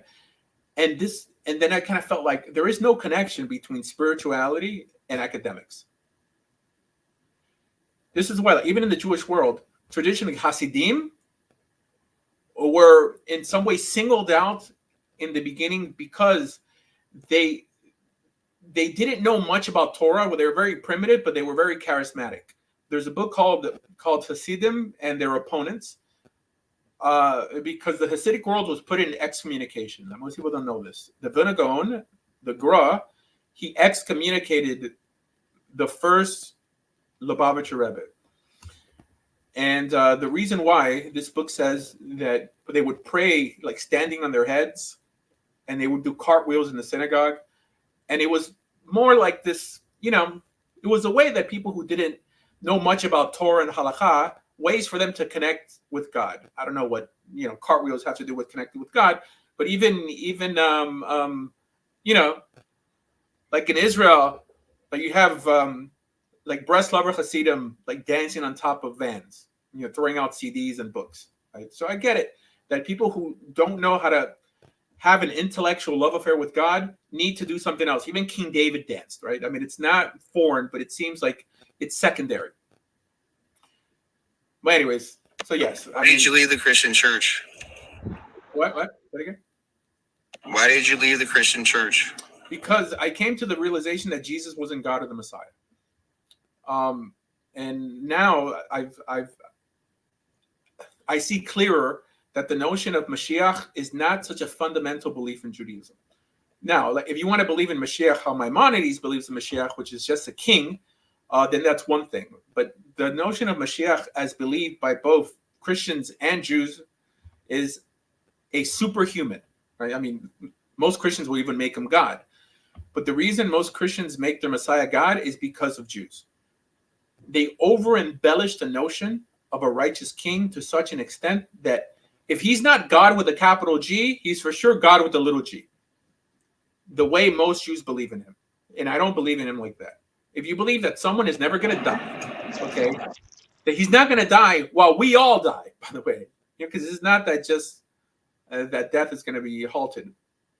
That. Do you believe he was resurrected or not? Oh, I don't believe in Jesus. I mean, you know, if I believe Jesus was resurrected, I'd be a Christian, right? I mean, like if I don't believe he's the Messiah, then why would I believe he was resurrected? But Rabbi, how do we rebuild the temple and do all the other things?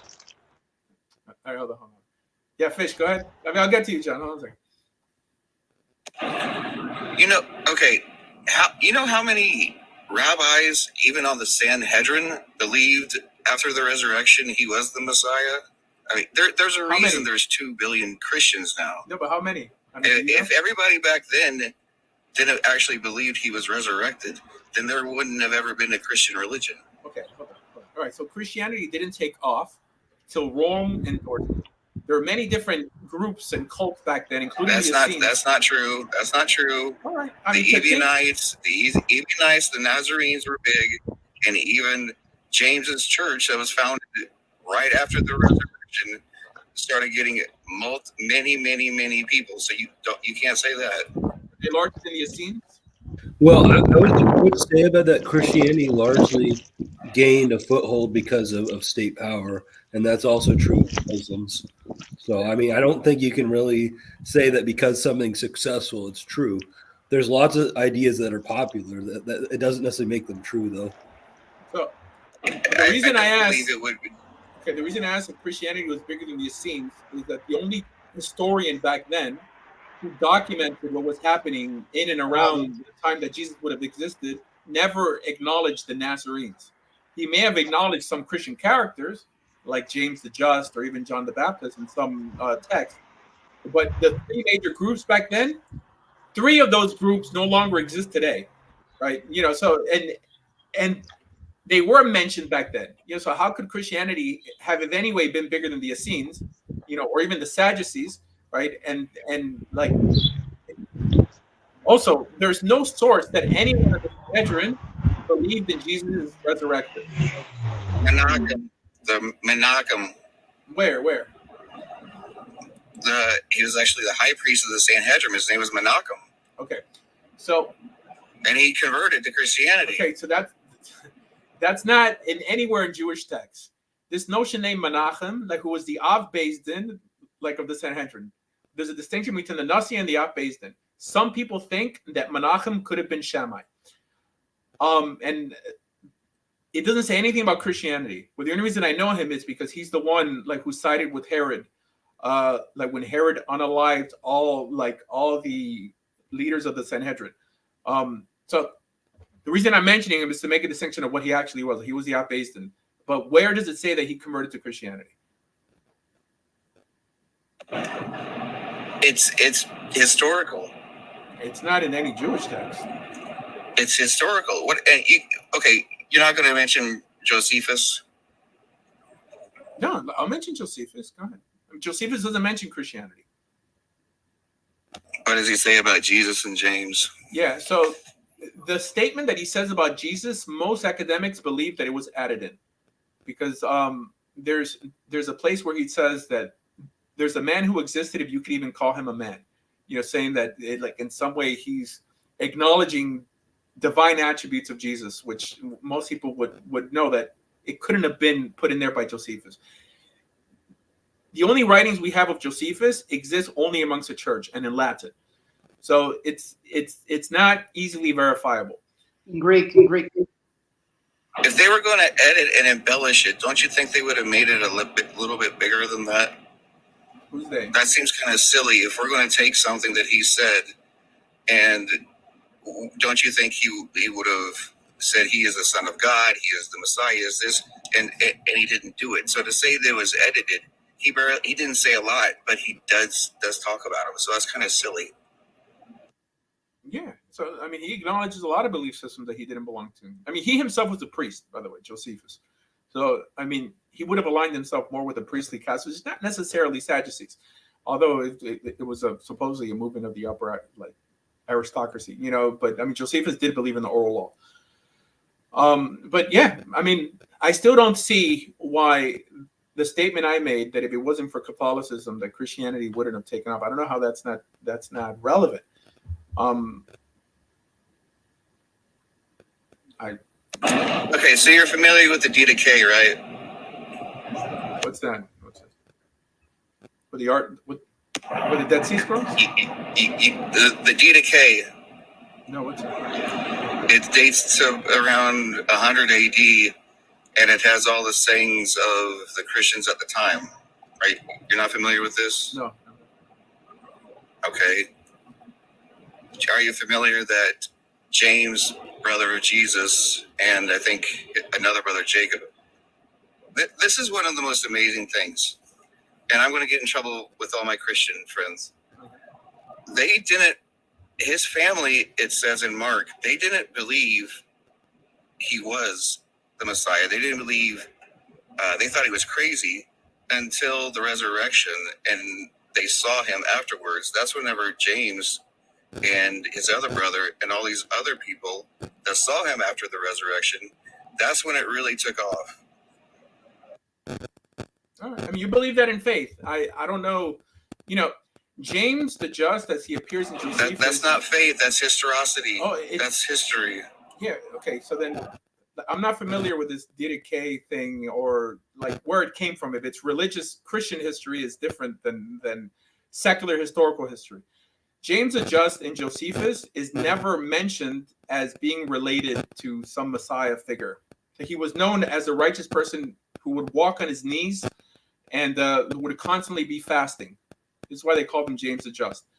Like, not, so these characters are mentioned, but not as an extension of Jesus or in any way, promoting Jesus as the Messiah, right? So let's just make a distinction. I'm not familiar with this other text.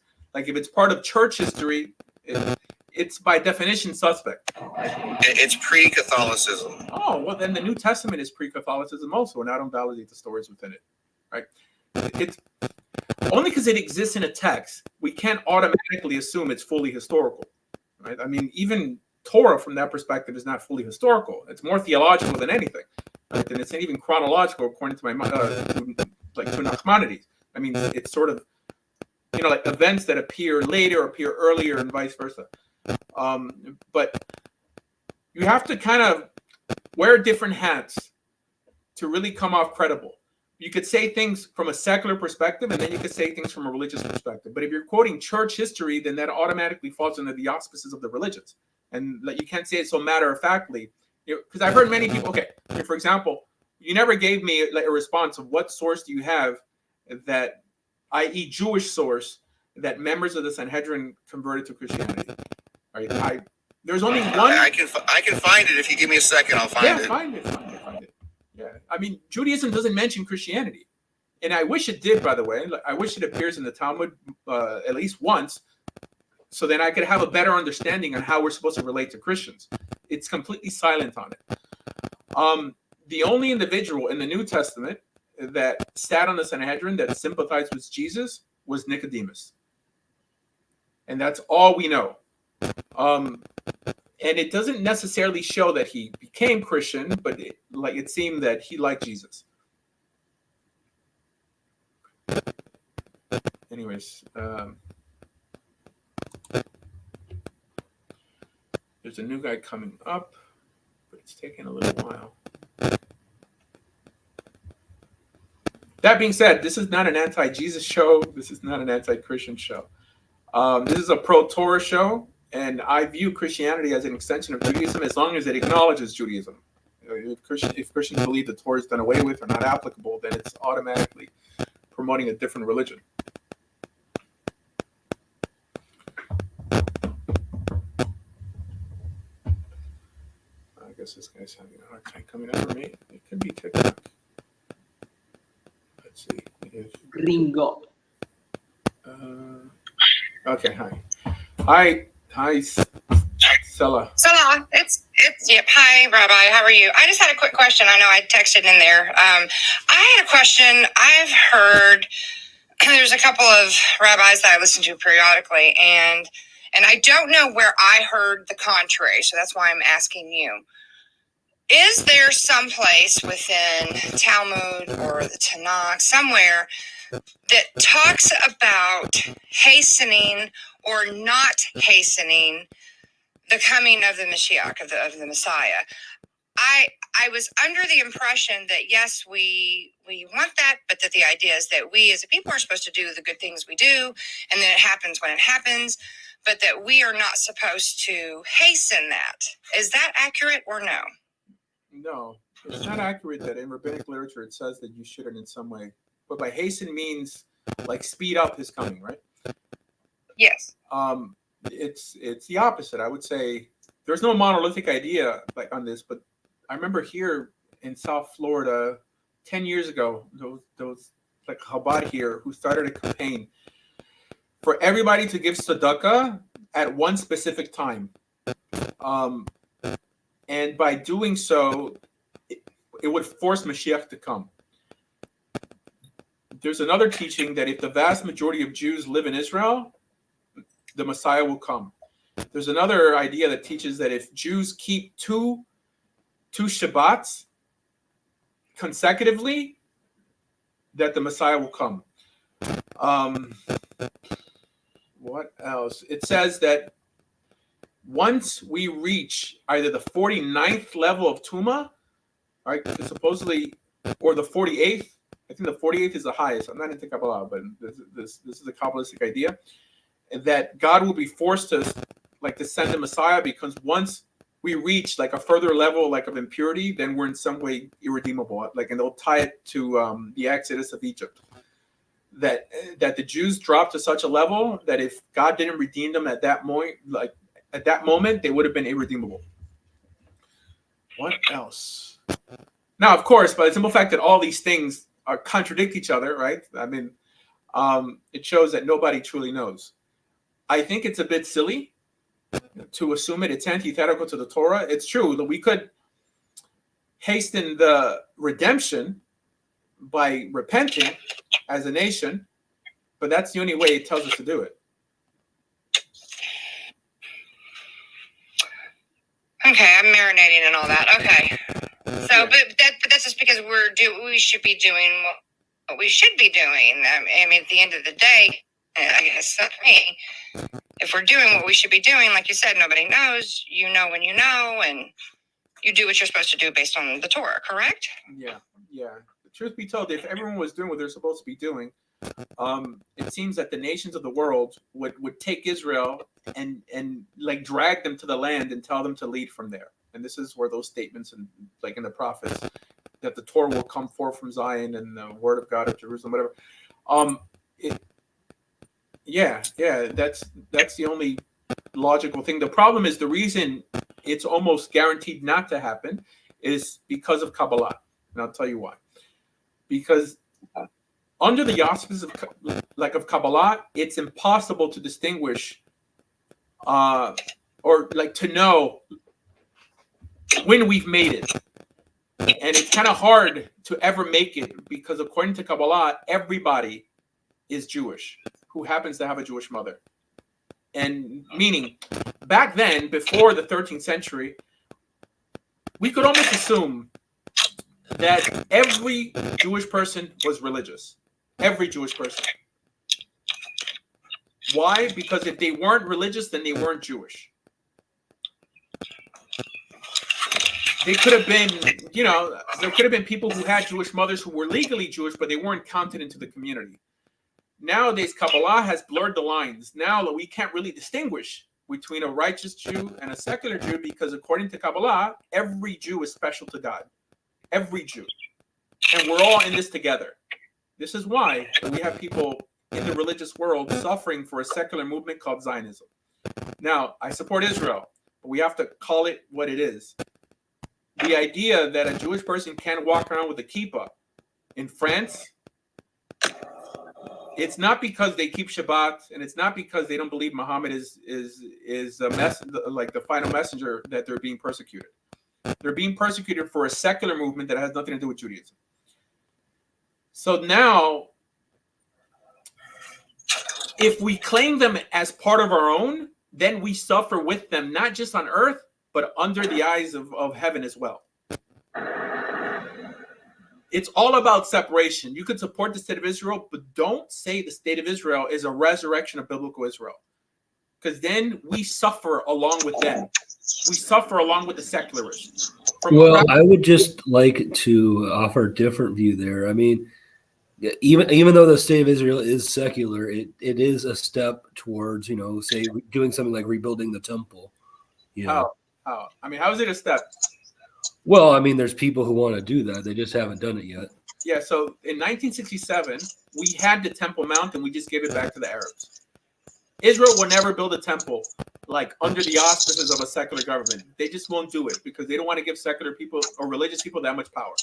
Right? Religious people are in charge of conversions and marriages, and everybody dislikes them for it because they're corrupt and they can't even get along amongst themselves. Israel is a secular country, guys.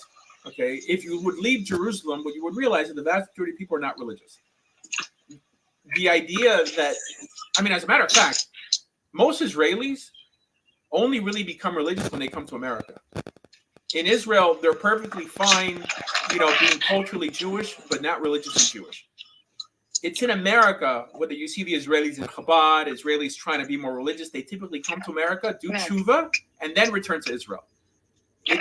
Why? Because when you're in a bubble where I mean, basically, you set the moral standard and still have the right to call yourself like Israel and Jewish, like what incentive do you have to change? Again, I mean, I could support Israel like I support India over Pakistan. But that doesn't mean that I believe that it's justified from a Torah perspective. Like, at least calling itself Israel. Okay, I have a question about it, if you allow me. Yes. Go ahead. Gringo Rabbi, my favorite one. Yeah. Gringo. Yeah. Ani David, by the way, me Italia. Okay. Okay, so my question is about being Jew in this world in 2024, where to live. I mean, because I gotta move, okay? But I don't know where to move because whatever I would like look up, I see like terrible stuff. Not related just to the secular Jews in general. I don't feel safe. Okay, you get me? Yeah. Why don't you feel safe? No, I don't feel safe because I know that if I okay. By the way, I studied at the Conservatory of Music where I live right now. Okay, and the thing is that they got to know that I'm a Jew, and magically all the desktop screens, the background, the wallpaper, whatever, turn in a Nazi flag. And I'm not kidding. I have the photos. Okay, no one did anything. Okay, my teachers, the president, I always called, my English is not that good, but who ruled the conservatory didn't do anything, even though they know that there are people with the knife going around the school, like the conservatory, and they are pro-Nazis, and they accuse me that it's my fault, even though I live in Italy. It's my fault that Palestinian people are like dying and stuff like that. And even though you try to explain them, they will not understand because they are not interested in history. Because you gotta know that in Italy, by the way, is where anti-Semitism is born, and you have 20,000 years of anti-Semitism besides secularism in Judaism and whatever. Okay, because here, people like Jewish people have been persecuted all time long. My grandma could not buy a house because she was Jewish. Okay, you get it. But so that's the situation. So I want to move because I don't have a community right now, and I wanted to ask you suggestions about where to move because I've also watched like criminality percentage rate and stuff like that. Okay, around the world where what I've seen Jewish communities, and I don't feel safe, by the way, also for that reason, besides being a Jew. So can you help me out here? So you're a member of the EU, right? I mean, you have a passport that you could visit and live in the European country? Yeah, it's not a passport. The ID. In Europe, you don't need a passport to travel. Schengen laws. Okay. What's the most, I think that countries that are more Christian, more religiously Christian are safer for Jews. So then I would assume that's places like Hungary, places like Poland. I would assume, I'm not European. Although Germany actually has very, very strict anti-Jewish laws, right? I mean, that they persecute anyone who says anything. I mean, yeah. Although it's extremely secular. What else? Yeah, I've seen that. Till yesterday, there's a lot of Jews, like a lot of like England, but England doesn't apply. Like, but you can't move to England. No, right? I should apply for citizenship and stuff like that. It's harder for me to do. So I would say that any of the poor countries, I mean, there's an unfair acronym. I don't know how fair it is. It's called PIGS. So Portugal, Italy, Greece, Spain are the countries with I believe the higher level of violent migrants because of their access to the sea. So like in these places, for some reason, it's always very dangerous for Jewish people. While the more inland countries seem to be a little more tolerant, with the exception of France, which is maybe somewhat inland, but although, I mean, like it borders the border, but it's extremely dangerous. So I would say places that are typically attacked for being anti-Semitic are probably the most safest places for Jews, meaning Poland and Hungary. Well, what about Spain though? I know it's a pig's country, but I think it's pretty welcoming of Jews, from what I can gather. Is it? Is it? Yeah, about the policy, Spain, if you can The prove policy, yeah. Like because of the like 1492, like exactly. they give you citizenship, but is it safe?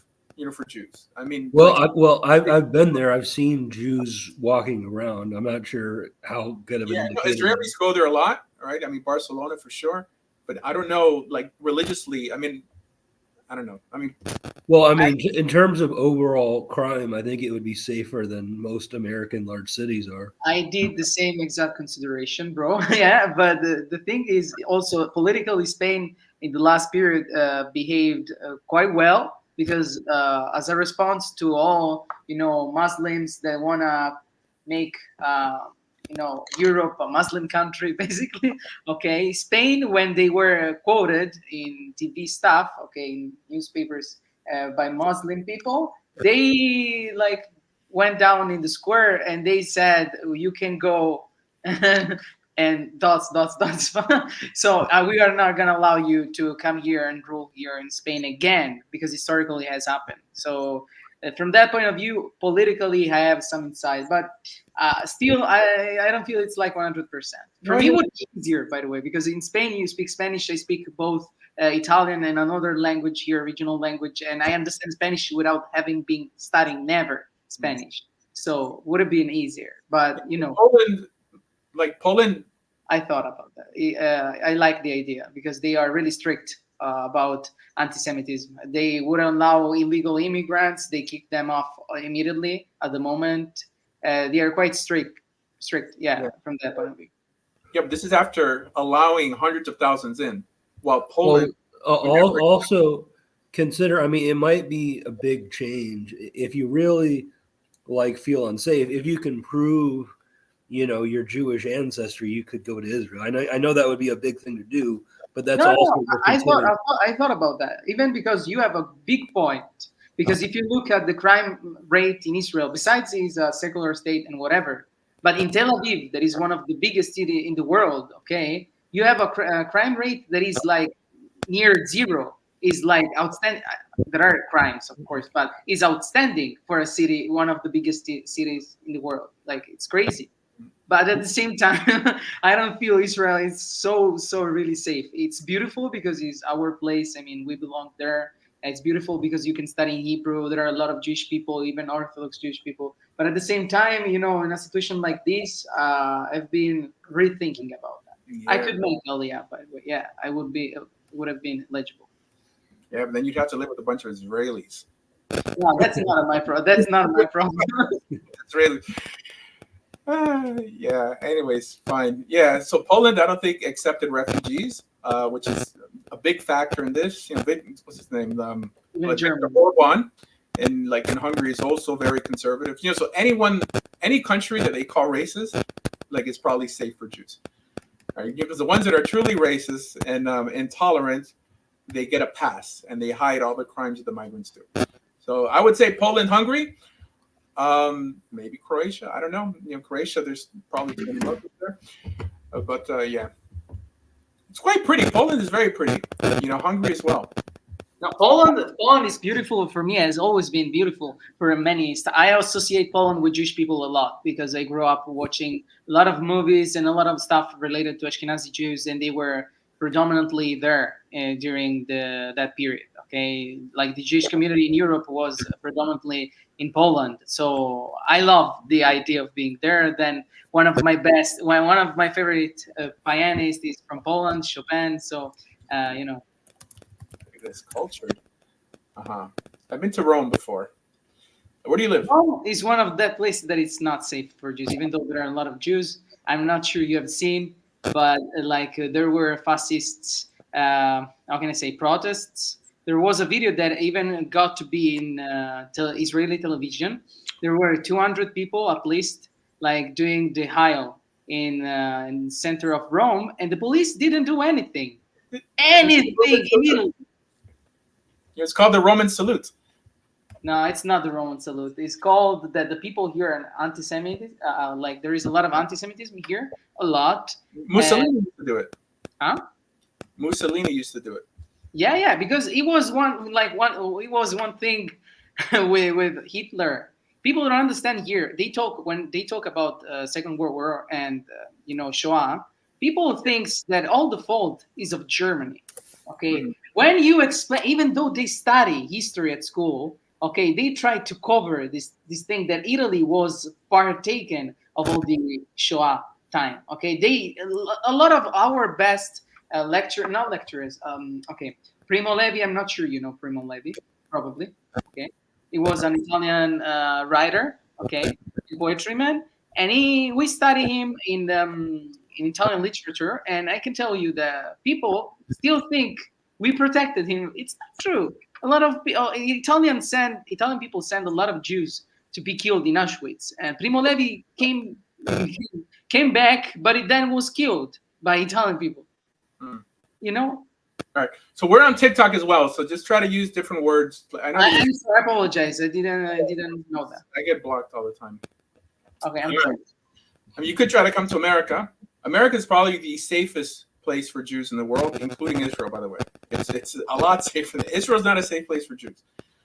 Although that was the plan. I would say from that perspective, Israel failed in its initial mission. This is why I think people should redefine what a Zionist or being Zionist means.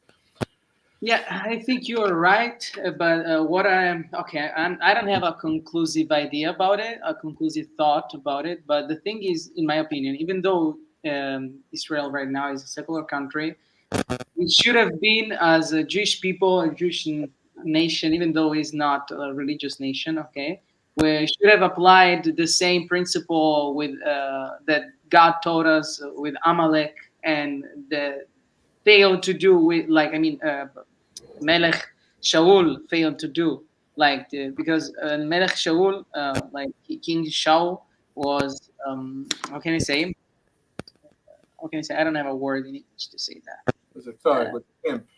Yeah, but okay, by the way, he messed it up because God told him to destroy all the people and he didn't. Okay, so they eventually became in the future after that big enemies of the Jews historically, right? Am I right? I don't know if you believe what because of Haman. That's what we're talking about. Yeah. King Saul, like he's saying that the prophet Samuel told King Saul to unalive everyone of the village of Amalek, and then supposedly he kept the king alive. But then, I mean, in the story, it shows Samuel goes up with a sword and then he unalives him there. Jewish tradition teaches that night he had relations with one of his wives, and then a baby escaped. And this is why Amalek still lived after that. But I don't believe it says that in the text. And this is why Haman is called Haman Hagagi, the Agagite, which is supposedly a descendant of the child that this individual created that night. But I don't know. I don't know like if this is true. Yeah. What the point I'm trying to making right now is, by the way, that if you don't take care of your enemies at the right beginning, okay, your enemies, they are gonna have time to, how can I say, to make roots, okay, and it's gonna be harder to eradicate them. And it's not anything against any type of people there, okay. I have Arab friends, both Israeli and not, okay. And I can tell you that it's not, that we are not racist against them. We have a big problem with terrorism, but we don't have anything against Arab people. I don't know, even with my Israeli friends, when I talk with them about me loving the idea of studying Arabic, they tell me, "Oh, you are crazy Arab." Okay, but we have been speaking Arabic for since Arabic existed in history. You know what I mean? I understand what you're saying, but let me present it from a different perspective. Yeah. It's weird But in Israel, the secularists are actually more tolerant than the religious. If you're ever going to hear anything negative about Arabs in Israel, it's typically going to come from religious people, not secular people. I found, as someone who spent a lot of time in Tel Aviv, I belong to a run club that I used to run like during like this place called Hangar, where all the ports are. It's a beautiful place. I mean, I know a lot of secular Jews there. Extremely tolerant, extremely kind. Wow. Whenever I went back to Yerushalayim, I mean, I love Jerusalem for different reasons, but people are not so friendly. People are not so friendly. So it shows that being that Israel is mostly secular, they're extremely tolerant. Extremely, Israel was voted the most humanitarian military in the world. There was this general, this former British general, who like made a video on Prager University on this. The reason the world is freaking out is because they're silly enough to believe the numbers that Hamas is giving over. The number that Hamas is giving over, it's so silly. Like, instead of trust the source, right? Or consider the source. But yes, I would say the average Israeli is extremely, as a matter of fact, even with converts in Israel, like if you say you're a convert to a secular Israeli, he will be more welcoming than if the person. Yeah, it's weird because secularists in America is different. It's secular Jews in Israel are different than secular Jews in America. Like secular Jews in America still have this aura about them that they feel that being Jewish is like a club, and if you don't look Jewish, they'll ask you what your last name is. A secular Israeli doesn't care what your last name is, right? They see you in Israel, they see that you're an Israeli citizen. It doesn't matter where you're from. I always say Cohen. What? If anybody asks you what your name is and you want to be Jewish, just say Cohen, right? Well, that's a problem, because it's they're going to give you the first aliyah, and they're going to get you to try to bless the people, to duchen. There's some responsibilities with being a Cohen, which I guess it doesn't really matter, because if you're a secular guy who says they're a Cohen, they're not going to know anything either. But yes, a Cohen is someone who comes from the priestly tribe. But that being said, there's a lot of people with the last name Cohen. I think under Bill Clinton, his Secretary of Defense was Tommy Cohen, who had the last name Cohen and wasn't even Jewish, because because your father will have the last name Cohen, but if your mother's not Jewish, then you're not technically Jewish. But yeah, Cohen, Levi, Katz, which means like Cohen Sedek. Were you Christian in Israel, or did you convert and then go to Israel, or how did that work? Yes, I was Christian in America, religiously Christian for a few years before I decided to drop it and then convert. I converted in Miami, and then I made Aliyah. Yeah. So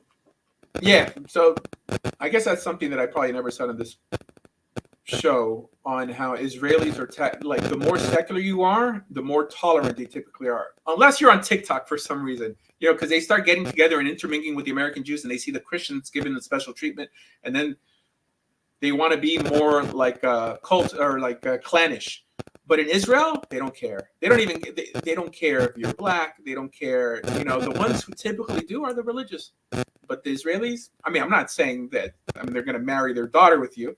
Okay, whatever. People have cultures that they want to preserve, but they're not going to treat you like a second-class citizen if they're secular Israelis. This is why I prefer Israel currently to remain secular. I don't want it to become fully religious, because who's going to be in charge? Right. That's a big problem. Yeah, we all agree on that. Who is healthy-minded would agree with that. Yeah. Satmar.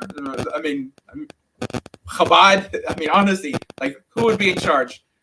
But even Itzhak Yosef, what is his name? The chief rabbi, Sephardic rabbi. Okay, even though I appreciate a lot of things about him, I would not trust a lot putting someone like him, as the head of the religious Israel. You know what I mean? A separation of synagogue and state, at least for the time being. Now once a charismatic figure who's reasonable, logical, kind and loving and represents God in a proper way, then that's one thing, but yeah, There's only extremes in Israel. Only extremes, unfortunately. How common is it for Christians to get spat upon in Israel? It's quite rare. It's extremely rare. All right, so there's some videos, circling around, not of Christians being spat upon, by the way, of them spitting at the ground. There's a custom, which I don't endorse, but it is a custom, that in the presence of idolatry, you're supposed to spit on the ground. And even the less radical Jews, when they walk in front of a church or drive in front of a church, they'll say, pui, pui, pui, right? There's even a practice, I'm not saying they all do this, that during Aleinu, which is one of the prayers that we say in the synagogue, it's somewhat of a new prayer. It doesn't appear in like Gaonic times or in the Talmud. When it says that they bow down to like idols of the world or something like that, you're supposed to spit on the ground, and some people still do it. It's because the understanding is that Christianity, especially the forms of Christianity that you have in the old city of Jerusalem, which was typically either Orthodox Christianity, Coptic, Greek, those form of Christians. But truth be told, I don't think the average Jew makes a distinction if it's Christian, and there's some sort of procession, like they're carrying a cross or something, they'll spit on the floor. So there's videos of Jerusalem that shows them spitting, and then someone looks like, just the angle, it looks like they're spitting on the people, but they're spitting on the floor. I don't do that, right? Is it prohibited? No, it's a custom. But that's, but I don't, most Jews are not physically enough to even attack like a Christian tourist, let alone to spit on someone. They just wouldn't do that. That would probably be illegal to do as well. I can tell you that I have a friend who's, we call him Aquaman because he looks like Aquaman. Okay, so you have this big man, all muscles, he's a Jewish man, half Egyptian Jew and half Iraqi, I think. Okay, so you have this big guy, okay, and he's completely innocent. Even though he's a secular, he's innocent. Okay, he's not gonna put an end on you for no, except being made for people like terrorists, but other cases he's like a really calm man. And they are all like this. Israelis are calm people, party people. Yeah, and very tolerant. Like there's a comedian called Louis C.K. and then he's Jewish, by the way, but he was making this joke about, I don't know, having to purchase fruit and there's a Jewish person there, and then but first there was a black person there, and then like he was saying how he was scared to say something in front of the black person, like I guess unless they retaliate, but around the Jewish person he said that he wasn't scared, and the reason he wasn't scared is he's like, who's scared of Jews?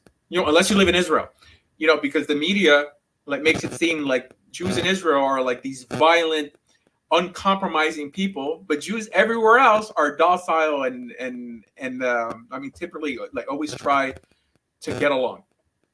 So it shows that those who believe that the average Israelis are like bloodthirsty individuals should just visit Israel and just get it over with and realize, that the media has been misrepresenting the case.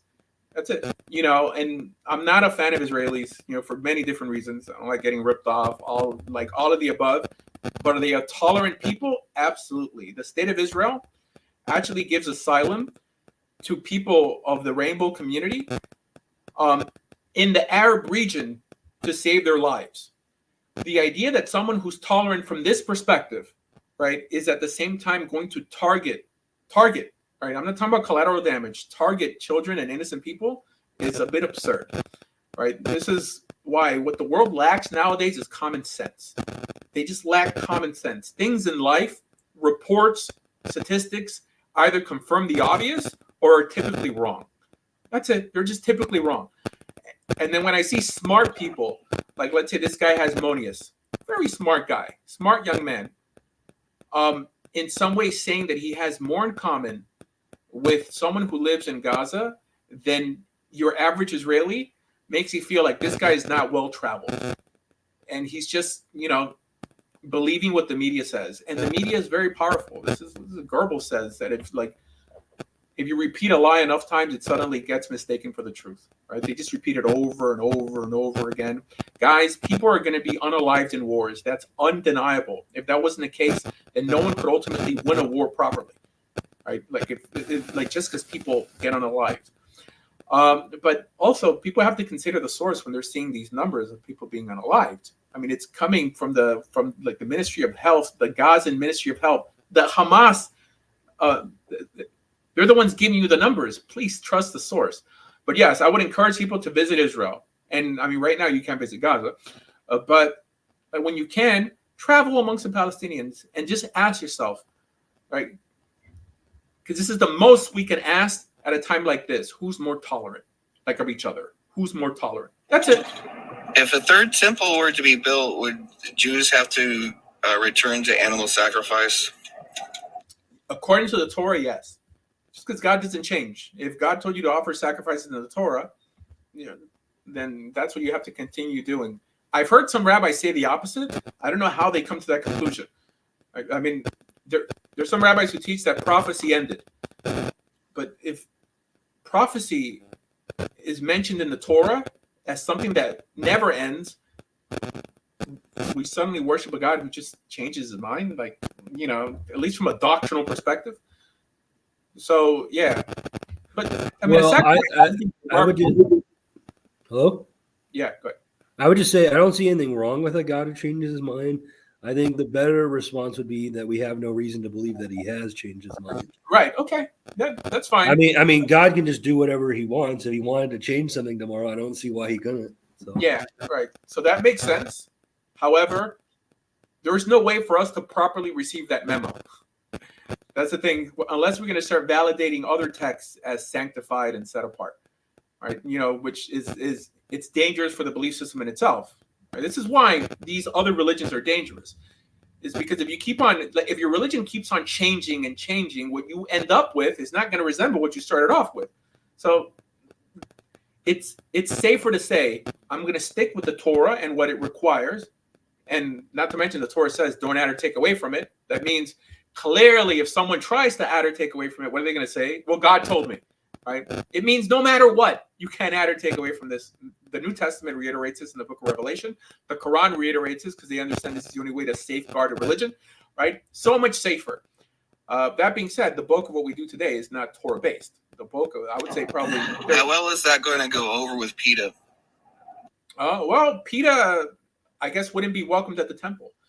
And PETA is mostly all women anyways. I mean, they'd have to be in the Ezra's Nashim. They'd have to be in the Gentile female. Do you think that there would be a state of Israel if not for Christianity? No. Not for Christianity, but for Christians. Then how is Jesus not the Messiah? Come on, Rabbi. Come on. All right. No. Come on. I appreciate Seriously. Christians. I appreciate Christians. The biggest supporters of the state of Israel today are Christians, by the way. Yes. Yeah, but that doesn't mean that Jesus is the Messiah. Like, if anything, would they be working against your self-interest by doing this? Okay. Were you Roman Catholic? No. Well, funny enough, I was born Catholic. My family's from Colombia. Of course. Of course. The only people that do this are Catholics, evangelical. No. I was born Catholic, but my mother became Protestant when I was 12. So I've never, but I was baptized. I'm technically property of the church, POC. So what are you gonna do? Were you baptized as an infant? Yes, I was dunked. No, not dunked. I was sprinkled. That's it. I'm tainted. I'm damaged goods. Rabbi, you know the truth. What happened in your life that you converted to Judaism? I can't say I know the truth. I perhaps knew the truth. You knew the truth. Something happened to you in your life. Jesus didn't answer a prayer, and you converted to Judaism. What happened? What was it? It's funny. Like, people say that I'm critical on Israel because, like, of bad experiences with Israelis. Right? This is what Reuben says. Reuben's like, you lived in Israel, like, you didn't like Israelis, you were hurt, and now you're like, don't identify as Zion. Come on, what was it? No, I'll tell you. It's Easter Sunday. Come on, spill it. I have no issue. What did Jesus not answer your prayers? What did God not answer your prayers? So you went to Judaism. So I don't have an issue with Christians, like, even if I was a Christian, with them like calling things Easter, calling Jesus Jesus, because some people are like, no, it's Passover, it's Yeshua. What's the foundation of our religion? The foundation. I mean, what was the foundation of the followers of Jesus? It was the Torah. That was the foundation, because the whole Tanakh wasn't canonized yet. There were scrolls here and there, and Jesus picked one scroll and read from Isaiah. They knew that Scripture was what appeared in the Torah. That means everything that we believe in nowadays has to at least literally appear there, or then it's considered an optional belief. Because who has the authority to establish any binding religious beliefs? Who? At least according to the Torah, the Sanhedrin has the authority to at least tell us how to keep laws in a ceremonial manner, but not anything regarding actual belief in God. So we have to ask, where's the notion of hell in the Torah? Right? Christianity is there to save you from something. Where is it? What it's trying to save you from, where is it in the Torah? Where's the notion of Satan in the Torah? God having an opposition, where's that in the Torah? Now, forget about the prophets and the writings, because these didn't exist in the time of Jesus, like they do nowadays in some sort of canonized manner. Where is the resurrection of the dead? Where is the notion of demons? Right? We wrestle against, like, not against flesh and blood, but against princes and, like principalities. Where is that in the Torah?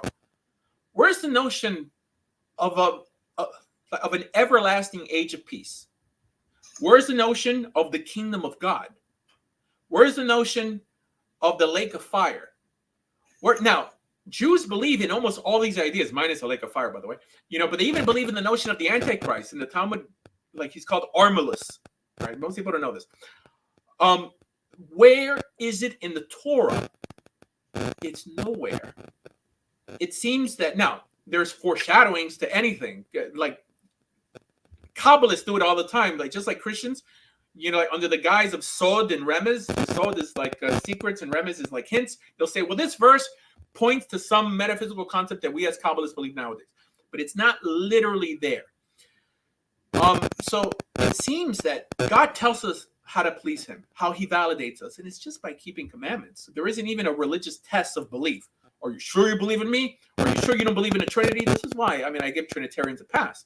Because, you believe in the God of Israel. You believe he's a complex unity. It doesn't matter, according to the Torah. Okay?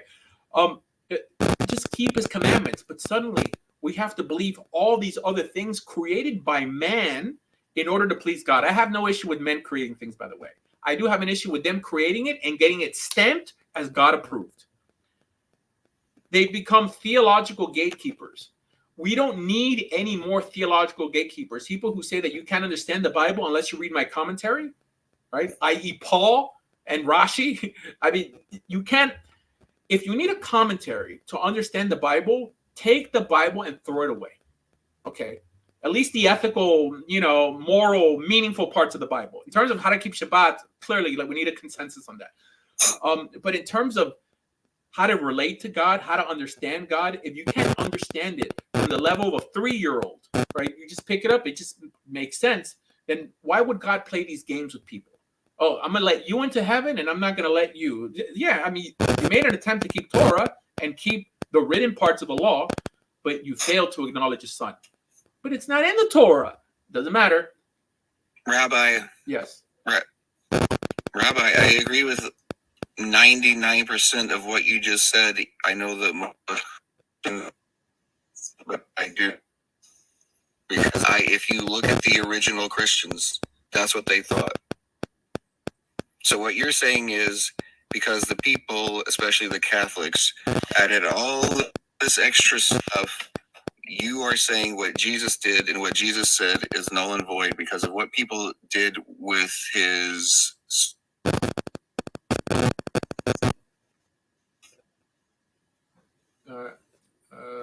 You're muted suddenly. Maybe you're getting a phone call. Did you hear what I said or not? No, it just muted for the last 5 seconds.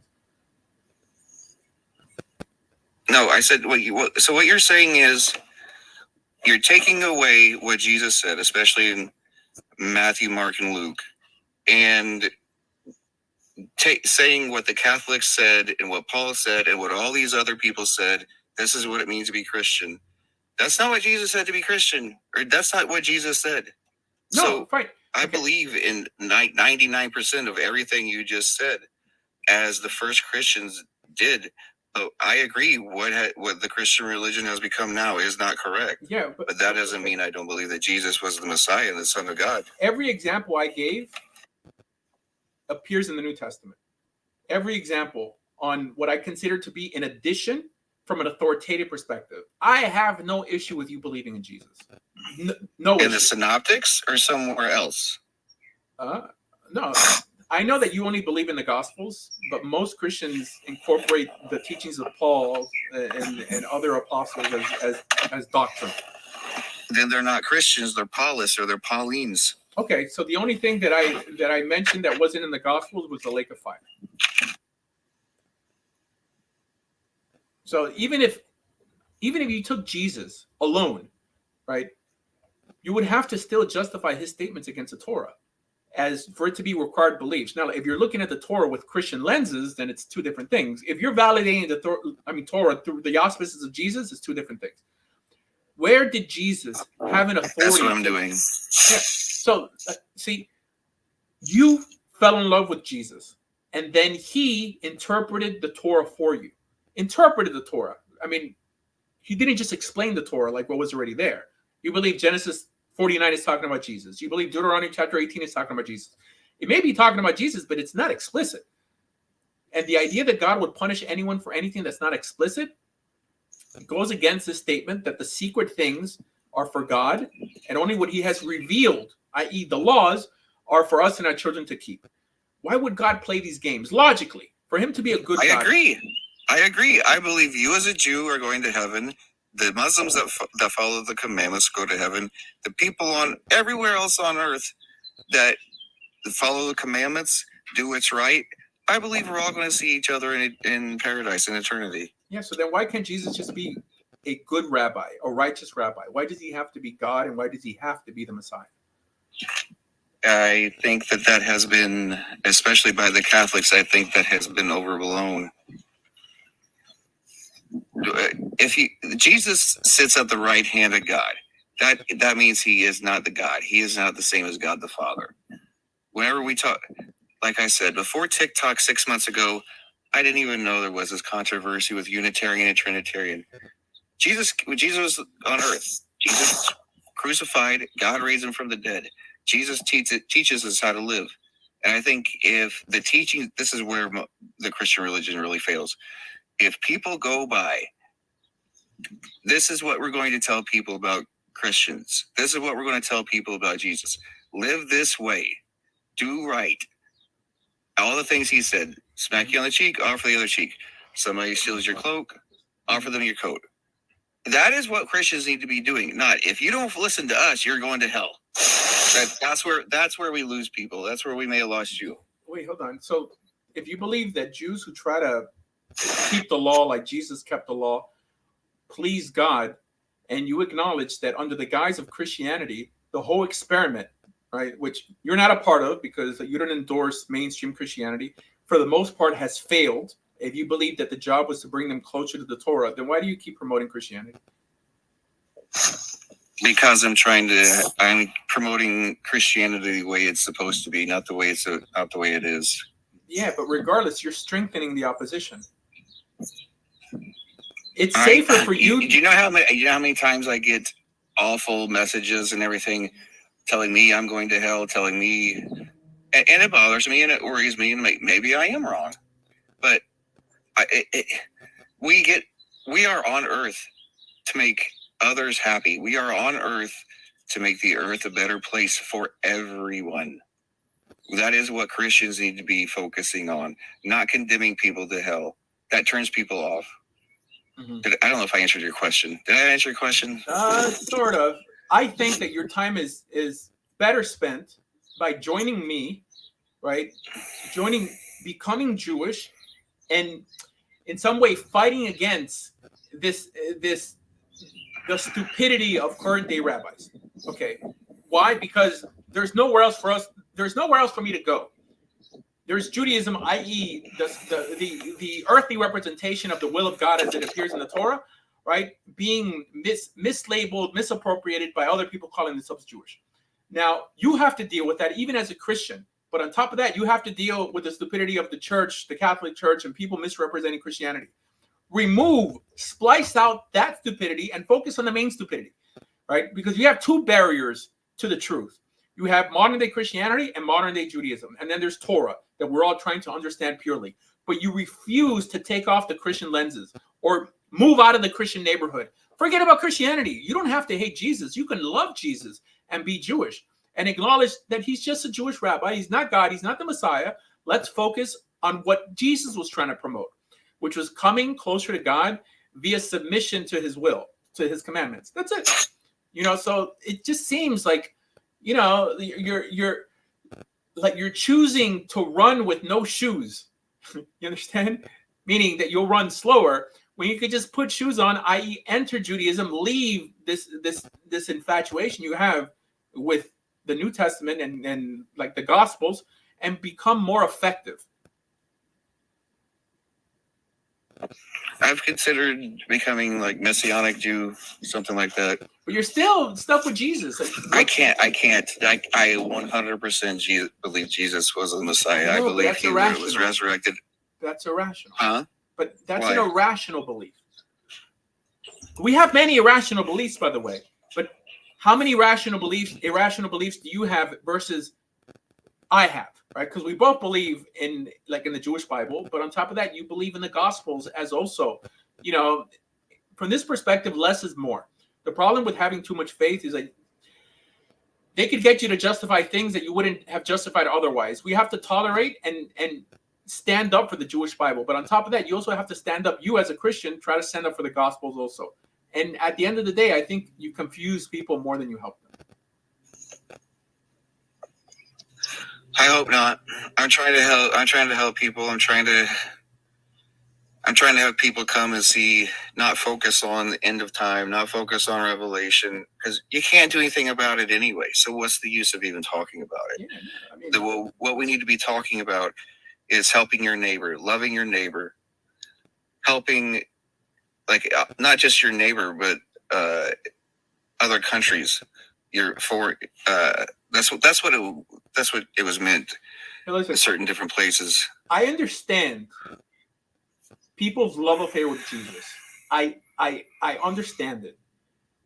You have somebody who told you that you're not a piece of crap.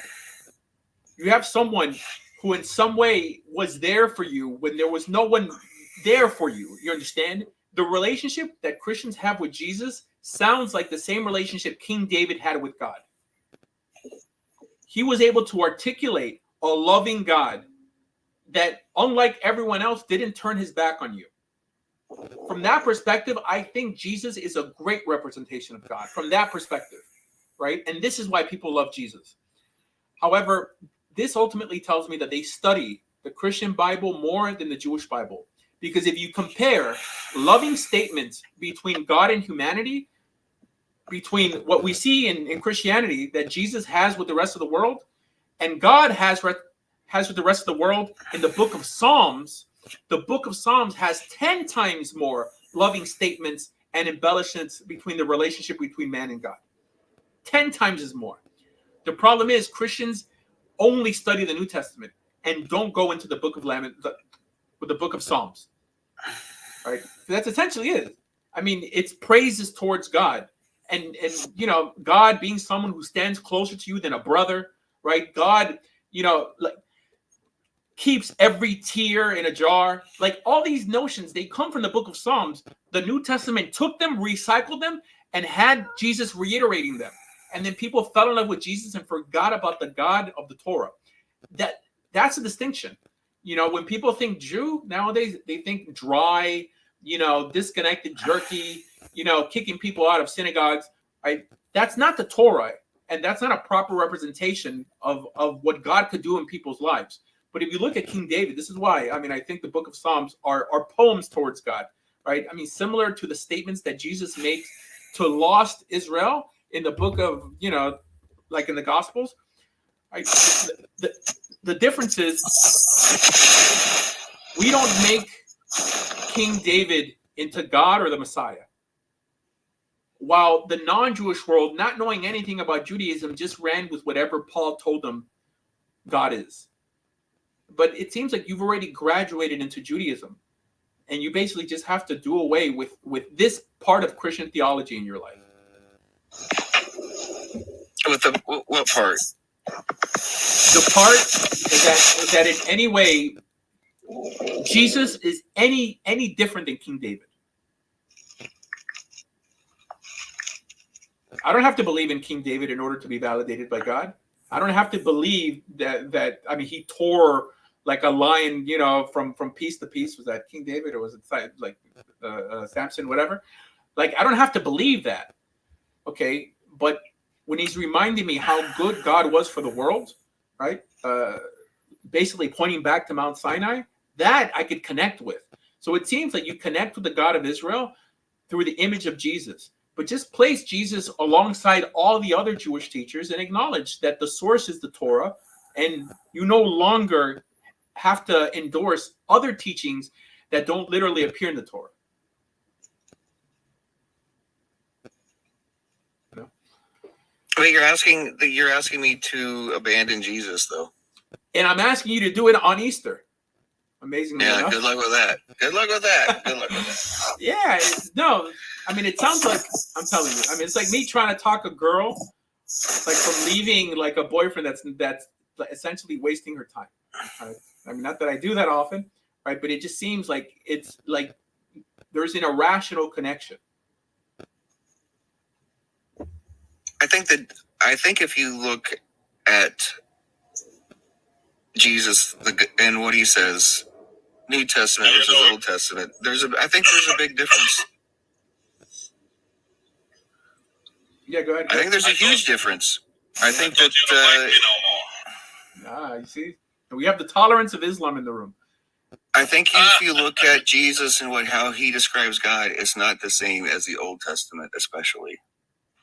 Right. But it is the same. Jesus would never say, okay, if you want to live over there, you have to unalive a whole tribe, or you have to unalive a whole nation. Yeah, well, it's interesting that Jesus lived at a time when all the dirty work was done by people who came before him. I mean, it's kind of like hippies being anti-war nowadays and like attacking the founding fathers and those who fought during the American Revolution without understanding that they're able to make these comments because these people put their life on the line to secure that safety, right? The early Israelites had to rid the land of the unethical Canaanite nations, like in order for Jesus to, in some ways say that the most important commandment is just to love everybody. Come on. Anyways. But he didn't raise an army to attack Rome, though. That's a big difference. He didn't raise an army to attack Rome. Rome fell. Rome fell actually because of Jesus. Rome became Christian because of Jesus. And the whole entire world since then has become a better place because of Jesus. Yeah, no. Hold on. Historically, it's not true that Rome became Christian because of Jesus. They have other reasons. Okay, now we are not gonna go through that because it's gonna take a long time. But I can tell because I'm a convert to Judaism. I grew up in a Christian context. My mom converted to what? You're a Roman, essentially. No, I live in Italy, but I'm not Roman. I live in Italy. Yeah, Tony Soprano claims to be a Roman. So what? Tony Soprano. They asked him, whatever happened to the Romans? They're no longer here, right? The Jewish guy told him, he's like, you're looking at them. All right, never mind. Go ahead. Okay, so I grew up Christian. My mom converted to Christianity. She raised up Catholic, but then she converted to Christianity, even though we come from a Jewish family, okay? Because here, Christian were not so nice to Jewish people. I can assure you that they forced them to convert. And even though they converted to Christianity, Jews converted to Christianity, they were persecuted because they were false Christians. They were not enough. Okay, they were not enough. That's the history here. So what I'm trying to tell you is that I have gone through that. I've read even the New Testaments a lot of times. I'm a really analytical guy. I like to think and to understand stuff. I started studying Hebrew when I was 14. I traveled all across the country in order to have a small course of Hebrew and Greek. I also studied Greek. We're talking about history. We're talking about 1,700 years ago. All right, but let's make this about Islam now. All right, okay. So that was the Christian hour, like in honor of Rabbi. Thank you for bringing me up. Okay. Thank you for letting me talk. So we perform conversions every month. Fish, in case you want to come down here, I will convert you to Judaism for free. What about Messianic Judaism? Give me a call. I inboxed you. There's a rabbi, Messianic Jewish rabbi in Jerusalem. I put it in your inbox, so maybe we can talk about that sometime. You're almost but there. Everybody, I'm just giving you a nudge in the right direction.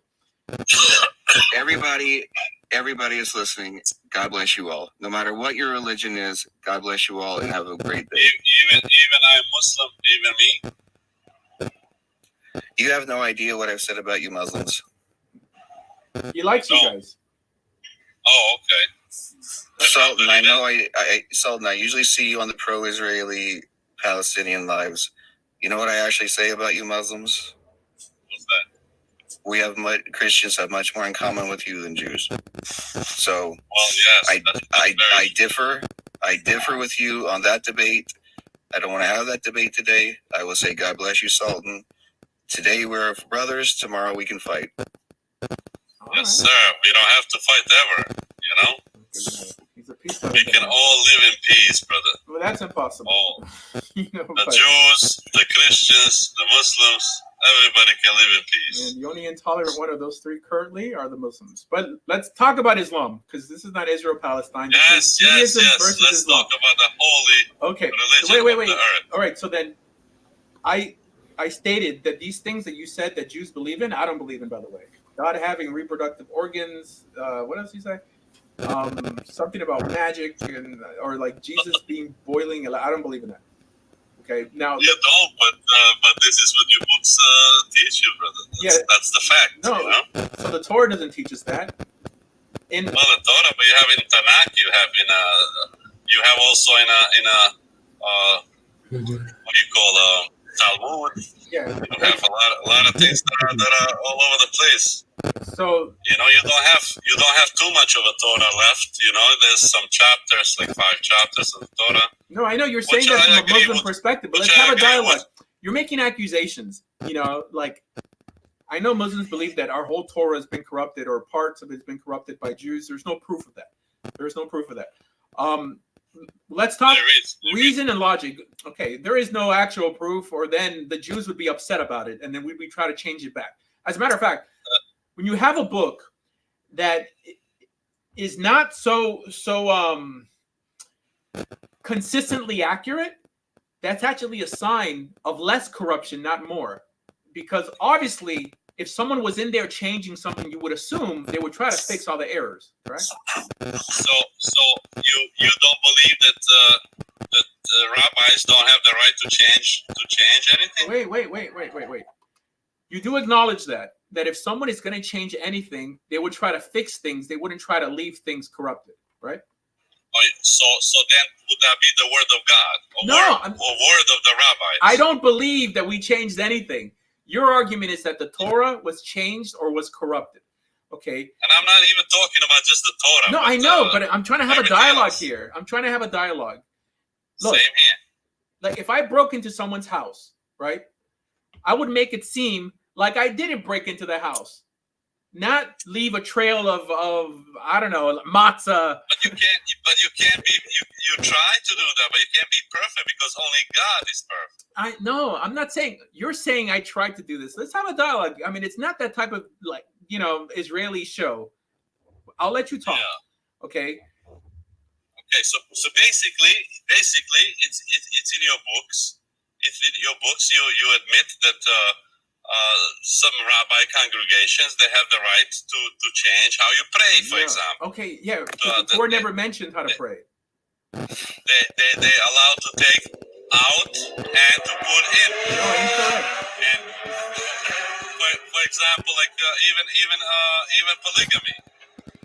In the time of Moses, that was allowed. The rabbis got together. Then they changed it. No, it's allowed now. I'm not just talking about that. I'm talking polygamy, about wait, hold on. other things. Like I'm answering every one of your questions, by the way. Okay, polygamy is allowed. I'll tell you, 100%. Polygamy is allowed in Judaism. People may not do it, but it's allowed. It appears in Jewish texts. It's allowed. You're allowed to have up to 4 wives. In terms of rabbis knowing that they have the right to change the Torah, it's not true. If not, find me a Torah that changes one commandment, with the exception of the Samaritans.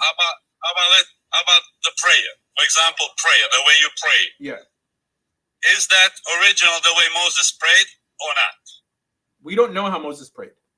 Nowhere in the You Torah don't does it know. tell us to pray. So then you created certain things and then you pray. Yeah, for sure we prayed, but that's not Yeah. adding to the Torah. I don't think the average person walks around saying that the prayers we say today were said by Moses. Okay, so is that the word of God? No. I mean, prayers are there for us. They're not there for God. They're there to help Oh, us. so you pray to you, not to God. No. Well, we Muslims, we pray to God. You know? No, we also pray to God. However, how is it beneficial? Obviously, via prayer, we can't change God's mind. Our prayers are, for the most part, praises to God. They're not really petitionary. So they're there to help us connect with God. But that doesn't mean that we should strive to pray like Moses prayed when the Torah doesn't talk about Moses praying. Right? Prayer is not in the Bible. Okay, so your religion is not complete. So wait. you also believe Wait, hold on. that No, why are you making these little condescending statements? Just have a dialogue. I'm not anti-Muslim, by the way. I'd rather you remain Muslim than be. Okay. All right, so then I'm not gonna go hard on you. Yeah. You're my cousin anyway. Here, listen. You're my cousin, so I'm glad that you're a Muslim and not an atheist. Okay, I mean, I think atheists are the worst. What? I believe in the God of Abraham, Moses, Jesus, and Muhammad, peace be upon them all. And so I like peace. Hey, listen, all would over you the world. rather a Muslim become atheist or become Jewish? I'm sorry, I didn't hear that. You Can I ask you that? Wait, hold on. Brother, Jewish brother, let me ask you. First of all, you cannot convert to Judaism. You have to be born a Jew. Okay? Incorrect. And that's how it is for Jews. Judaism is not just a religion; it's also an ethnicity. It's only a religion. Now, Jesus, when he came, he didn't come from the house of Jacob. Okay, he came from the house of Levi. That's why they never accepted him, because he wasn't a Jewish ethnicity. It doesn't say that either. So, all right, go ahead. I don't know how you came up with this idea to convert to Judaism. Okay, first of all, I don't believe in Jesus. Okay, it says that Mary was from the daughters of Aaron, but both lineages try to link it back to Judah. But I don't believe in Jesus. I just happen to know the New Testament. Oh, no, but the reason why you don't believe in Jesus is because he wasn't from the house of Jacob. No. So that's what I'm trying to say. Okay. Sorry, brother. I mean, I just spent like 30 minutes explaining why I don't believe in Jesus. In Judaism, you could convert. According to the Torah, you could become Jewish. Even Jesus himself, Esau, was a descendant of Moab, right? I mean, Ruth was Jesus' great-great-grandmother, and she was from Moab, and she was even called a Moabitess even after she entered the Jewish people. On Mount Sinai, there stood a mixed multitude of peoples. Exodus chapter 12, it says this, and they all became Israel. Even last week, like we read the Megillah, the book of Esther, it says at the end that the Persians became Jewish. In Hebrew, it says mit yahadim, that they became Jewish. This notion of outsiders coming in is a thing. I mean, I've never heard this before. Basically. I know you haven't heard it, and this is why. According to Judaism, okay, the other people, I mean, this is between your Torah and Talmud, okay? The other people are there to serve you, okay? So if these people are coming into your tribe, they're there to serve you. Okay? They're not there to become part of you, okay? The only way, because you have to understand, if you look at, I don't know where you got the idea of Jesus being a Jew, because if you look at his lineage from Mary and going to Hannah, okay? It's not, okay, house of Jacob. Even if you add Joshua, who was his adopted father, I mean, even his lineage is not good. I mean, even his lineage is very corrupt because they committed a sin, basically, apparently. So he can't be Messiah. But that's why they never accepted him, because you have to understand, you'd be Christian today if you accepted Jesus. Yeah, for sure, I'd be Christian. This is why. The reason why you are not Christian, you're still a Jew, because Jesus did not come from the lineage of Jacob. Okay? No, it's He's not in the house the of lineage. Here, look, there's many false messiahs who supposedly had intact paperwork, and they're still not the Messiah. For example, the Lubavitcher Rebbe, which is like the rabbi for this group called Chabad, claims to have a lineage going back to King David. Now, it's not too hard to claim that lineage. All they have to do is try to link themselves to a rabbi from the Middle Ages who actually has that link. For example, Maimonides claims to be from the line of David, and he traces it back. Right? I'm not saying that lineage is enough. The truth is, I mean, the vast majority of Jews technically, come from Judah nowadays, because it was the kingdom of Judah that was left. So they're either from the priestly families, i.e., Aaron or Levi, or Judah, Benjamin, and partially Shimon. But they're all Jews from that perspective.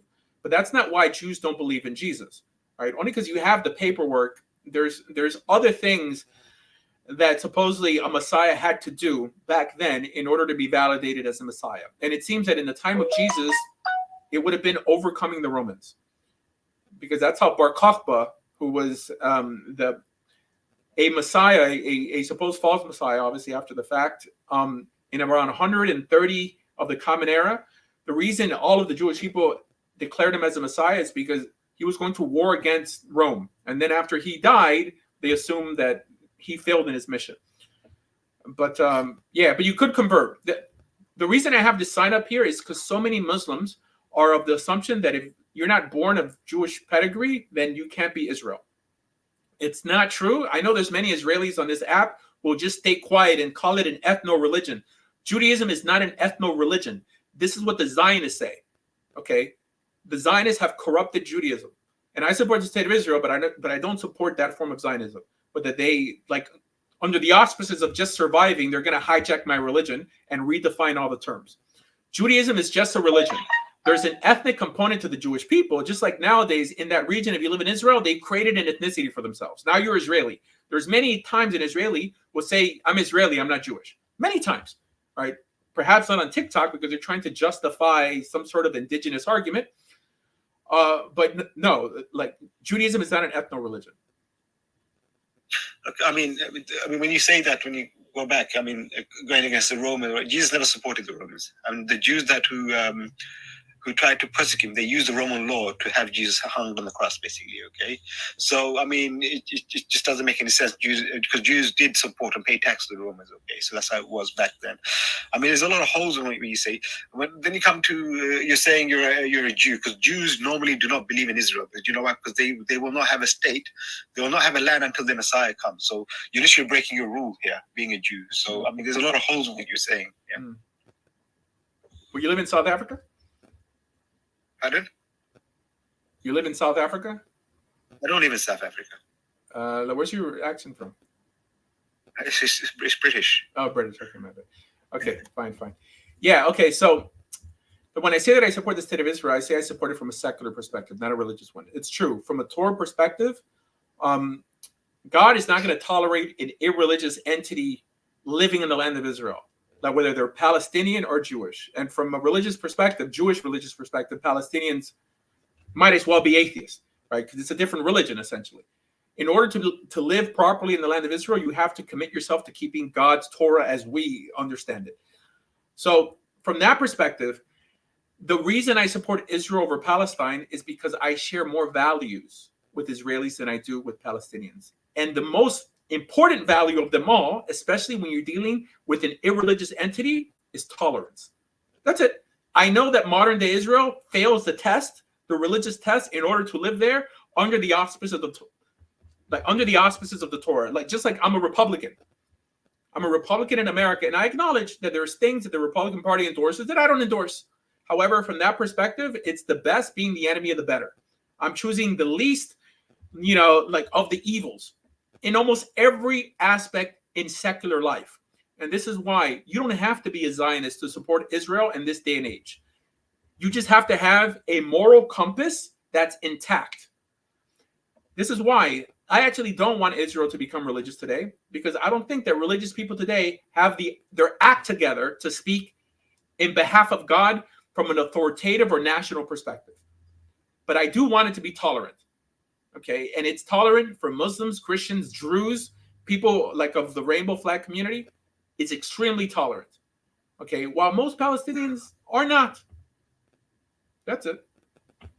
I mean, you're still not answering the question here, because according to your religion, okay. First of all, you're saying preserving you said quite a lot of things here, okay, because you kind of sidetracked. You're saying preserving the Torah. Your Torah was never preserved, okay, because you kind of had that in Yiddish for a long time, and then you had to learn Arabic, okay, to translate it to Hebrew, okay, because you lost your Hebrew language for a while, okay. I don't understand that. I mean, like, you're saying this, but like I'm saying this. There's no proof for any of this stuff. Because you had to learn Arabic from the Arabs just to revive your Hebrew. Wait, hold on. But so there's two major groups in Israel, right? There's those who came from Europe and those who didn't come from Europe. So Jews who lived in Arab lands, you're saying that they didn't know Hebrew, but how about all the Hebrew books that existed throughout Jewish history from the time of the Gaonim? Huh? What I'm trying to say is that you guys lost your language. You had to revive it with Arabic. No. Okay? So there's a lot of translations going on. Okay. So that just shows that your book has not been preserved. No. Okay. Number two. Wait, hold on. Let's go point by point. Okay. Hold on. Yeah, but let's go one point. Okay, hold on. Let's stick to that point first. Okay. With the revival of modern day Hebrew that you're talking about, Eliezer ben Yehuda. There was this guy named Eliezer ben Yehuda who in some way modernized biblical Hebrew to incorporate modern concepts, because the truth is Hebrew was most likely never spoken colloquially in the land of Israel. Never. There's an opinion, which is the opinion I hold by, that it wasn't never spoken because you guys are diasporas. No, hold on. I'm talking about biblical Israel. I'm not talking about now. You know, in biblical Israel, only the holy texts were written in that language, but people communicating in this street didn't speak to each other in Hebrew. That's fine. He modernized a language that basically didn't even have bad words in it. He created words like bottle, airplane, fountain pen. That's not creating the language or relearning the language. We have books nowadays that you can buy in Hebrew that rabbis have been reading since the Middle Ages. Maimonides is written in Hebrew and in Arabic. You know, yes, rabbis of those regions also wrote in Arabic too, but they knew Hebrew, right? I mean, how could they study the Talmud specifically the Mishnah, if they didn't know Hebrew? This idea that they forgot Hebrew and only understood it by learning from the Arabs, that's not sourced out anywhere. Going by your own historians, basically. Okay, so yeah, but you have to give me a source. I mean, you're just saying these things. No, I'm going by your own historians. They're saying these things because they did. I mean, there's a lot of YouTube videos, TikTok videos on that these rabbis coming up and saying that how they revived Hebrew. Okay, they wouldn't lie. Yeah, you're Jewish. Modern day Hebrew, not. I'm talking about your Hebrew text from your book, because you guys, what it is, because of the diasporas. Okay, that's because all Jews have become, because according to your religion, you cannot have a land, okay, until the Messiah comes. That's a different topic. And this is why you're supporting the Israelis and you're going away from Judaism. You literally, that's why the Orthodox Jews don't support Zionism. Basically, they don't support the land. Maimonides was heavily influenced by Islam. No, and in correct. fact, he took a lot of Islamic. Okay. I'm not disagreeing with that, but the Hebrew language, there were rabbis and teachers since the destruction of the Second Temple who didn't live in Israel proper, who still taught in Hebrew. It's not identical to modern day Hebrew. Identical in terms of there's words that we have in modern day Hebrew that these concepts didn't exist back then, but that doesn't mean that we in some way revived the language because of Arabic. In terms of us being allowed to have a land there, right? From a religious perspective, if Israel is not religious, it's true. It's true. This is why I'm making a distinction between secular Israel and biblical Israel.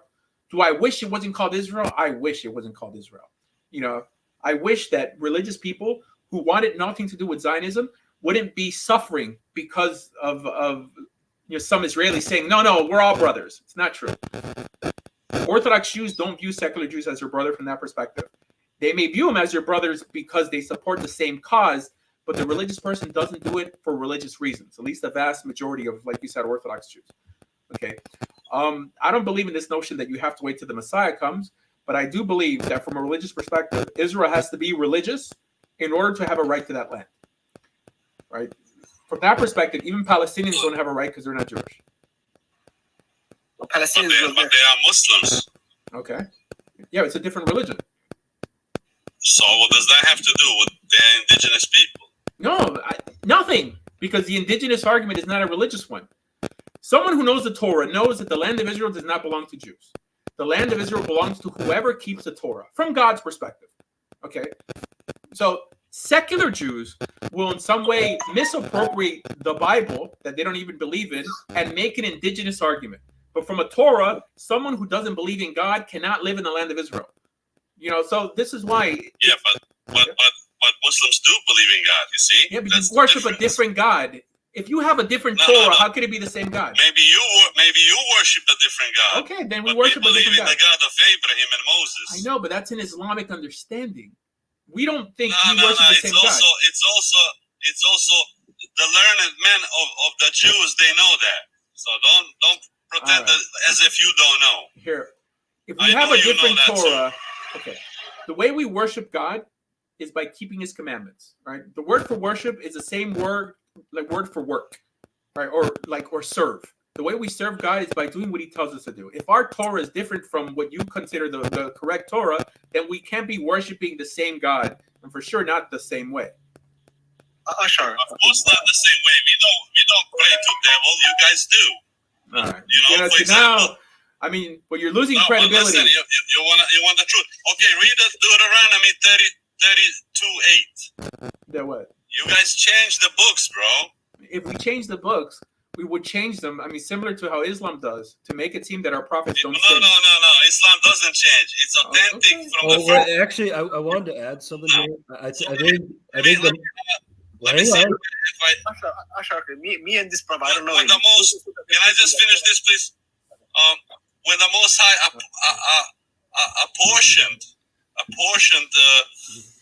the earth to fix boundaries for the people according to the sons of God's plural, Bene Elohim, they changed it to the sons of Israel. You see, this is rabbinic change. Okay, but we have no Why proof would you change of it being that? changed. Hold on. But we have no proof of it being changed. Yes, oldest we do Torah. have proof. Okay. In fact, you guys admit it. It's What are you obvious for talking the about? people who Okay. know. It's not obvious. Trust me. Like, I'm an authority in Yes, this it area. is. You know it's changed. Why don't you just be honest, bro? We're just talking. I don't hate you. I love you. So For this the sake idea, of Allah, but that I know something is you- true and I choose not. Like, I don't think you're a liar, by the way. I mean, I think that you actually believe in what you're telling me. But for some reason, you think that I know that you're right, but I choose to go the opposite. Like he asked you. If he's no, but because the truth. So you should know. You call yourself a rabbi, then you should know these Yeah, but simple it's not things like there. that. I mean, I wish it was there, and I wish you can show it to me, and it'll save me some time. You know. Also, I wanted to say one thing I think is kind of. I let you speak. I want to speak now. All right. No, one thing I think is inconsistent about the Muslims is they'll appeal to like textual variation and critical scholarship with other religions, but they'll never do it for their own. So I don't think you guys really have the right to do that. If you're gonna do that, you need to subject your own books to the same standard. We have the Quran, and everybody knows it was not changed. Not even Everybody one. No, there's lots of scholars who would disagree with you, who would tell you that there's textual variation in the Quran. So no, you're wrong about that. Quran hasn't changed. I don't know you, but if I recite this class, then you recite a class, we know it's exactly going to match, right? Can we do that? Oh, well, then the Torah is like that as well. No, do you want to challenge? Do you want to test us? Yeah, I don't but it's know a silly Sultan. challenge. It's a silly challenge. No, if you're gonna appeal to the secular scholars, they're gonna tell you that the Quran has variation in it, man. And it's not perfect. So No, do you want to test us that the Quran has Yeah, not changed? but you're making a religious claim. I mean, it's No, like saying. You guys also say your hearts are unreceptive, like to God. Wait, hold on. I mean, it's like me saying I could prove to you the Torah is perfect, or I could prove to you the Torah is from God. Your friend, this guy, he made a claim. You guys also believe that there are many gods, you know? Do you really think that we believe there are many gods? I mean, do you honestly believe? Read the Deuteronomy. Yeah, He but looks like a man. Read 32:8. See what it says.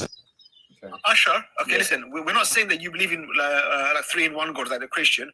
We know that you believe in one God, but your Torah has been corrupt. That's what it's saying. Your Quran has been corrupt. It says it says gods plural. That's why it's trying to make. Yeah, but the word Second of Elohim, all, the Christian guy. Gods the word Elohim listen to doesn't mean this. God's plural. Apportion the amounts and boundaries for the people according to the sons of gods. Beni Elohim. Elohim doesn't mean gods. The rabbis, they changed the later, they put it, I instead understand of that. Elohim, gods, Okay, all right. they put Israel, son Okay. of Israel. All right. You know, so You see? Elohim doesn't mean gods in plural necessarily. Okay, I mean Elohim, like unless you believe that every time the term Elohim appears in the Bible, like I mean, I guess multiple gods created the heaven and the earth, right? It's not even worth arguing. It's not even worth Of course arguing. it's not, because you know it doesn't make sense. It can't be more than one God. I was actually thinking until recently that the Jews believe in one God, but then I was, just reading a little bit about it. It's a silly argument. It's a silly argument. And then they say God looks like a man. He has a big penis. Yeah, but it doesn't say like that. a rabbi. All right. I said, oh God! I said, this is silly. a lot of. I'll talk Well, to you. I mean, there's Muslims who believe God has a body. It's not the most weird idea ever. Asha, we're trying to have a friendly conversation. You booted the guy for no reason. That's not What do you fair. mean, no reason? I mean, you hear what he's saying? If I you're know, a but Muslim, I'll talk to you. I mean, this is not the first time I let the guy up, by the way. No, but it's just that, the guy's speaking the truth. He's not making things up. No. Okay? If you want to sense a word, just Yeah, but that's the Islamic thing. I left you on by the way. Okay. I know, but the guy's being honest, though. I mean, I'm just thinking that's not really. Well, I don't think the guy's being honest. He gave you a reference, though, didn't he? I told him that the word Elohim doesn't mean that we worship more than one God. Okay, but he doesn't get it. So what am I gonna just beat a dead horse or have a conversation with you who seems to be show him a scripture and then just teach him. That's what he wants. That's not what he wants. That's not. I mean, come on, guys. We have to pick our battles. I don't think that guy made it. He's talking about God having reproductive organs that we believe this. Come on. I mean, it's just he's quoting. I understand, but this is why we Muslims have a problem that when Christians come up and say that there's a man God, okay? Yeah. But he's saying the truth. But if you think he's wrong, then bring up your scriptures and say, look, this is wrong. This is what our scripture is, basically. I did. I mean, I told him that word doesn't mean multiple gods. And then things like God having reproductive organs, that's also not in our Torah. But then he also claims that as a corruption of the Torah. He just doesn't know enough to have a decent conversation. That's it. Now you're here. So let's dialogue on it then. That's it. Okay. So basically, the fact that you're saying Judaism is a religion, which is untrue, because it is like I said. I've got a bit of a sore throat today, so just bear. Go ahead. It because the fact that the Jews never accepted Jesus, he was not part of the house of Jacob. That was a common thing basically for them. Okay. And this is why in Judaism it's always been an ethno religion. So every Jew, if you look at their DNA, whatever the skin tone is, they have a common DNA basically. In fact, in the UK we have a Pacific University called St. George's. A lot of the patients there are Jews who are marrying their cousins. Okay, they have certain problems that the hospitals can't treat. Okay, because Jews they marry within their community, especially within their cousins. They want to keep them and preserve their ethnicity. This is what it is. Okay, so Judaism is alternative, and Islam isn't. It's not a right way to approach, number one. But the fact is, you can't convert to Judaism. What place would you give them if they do convert? Okay, by what place? Are you asking what tribe do they automatically belong to? Exactly, what tribe? Because they don't come from racially. They're not even the same race. Like for example, you got the. Yeah, but it's not about a race. Hold on. I mean, Ashkenazi Jews have very little in common with Yemenite Jews. Let's say, okay, only because they may share some DNA because someone married someone else. And I'll tell you, the bulk of those studies have been politicized because I've seen studies the other way, coming from Israel, and they're silenced by the government. So I don't care about blood. I don't think that even matters ultimately. Yeah, so only because you don't come from a specific tribe doesn't mean that you can't join Israel. The mixed multitude were absorbed in. That's the understanding. That even Caleb, for example, it says Caleb was a son of a Kezanite Egyptian, right? And he's representing, who was he representing? Was it Judah? The outsiders were absorbed they'll say in. that he was actually from Yehuda through Herzog, I think. Or what was it? Herzog, right? Mm-hmm. Isn't that Rashi's opinion on that? That it was actually through, in Divrei Hayamim? That's what I fine. understand. Yeah, so I don't know. Yeah, this idea that converts have no place because they may not be able to trace their lineage back to some specific tribe means that there was no mixed multitude, that Levium in general also aren't Israelites because they weren't allotted a piece of land. The whole notion of tribes or the endorsement of specific tribes is a post-Torah concept.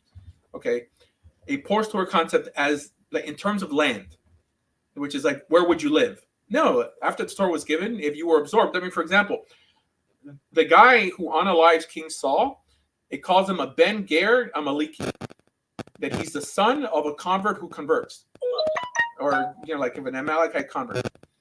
So it shows that they had a place. Even Uriah the Hittite. I mean, no one is assuming that Bathsheba was married to an actual person of the 7 Canaanite nations. It meant that was his pedigree. but he was fighting for King David's army. He was an Israelite, right? It doesn't, it just doesn't pan out. Well, King David's great grandmother Ruth was a Moabite. Yeah, no, but I mentioned yeah. that, and that wasn't good enough.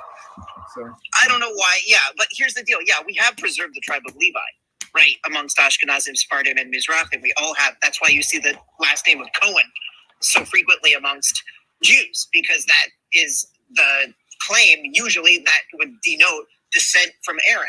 That's why Cohen is a common surname amongst all of the tribes. So it's never been a racial identity. It's always been a tribal.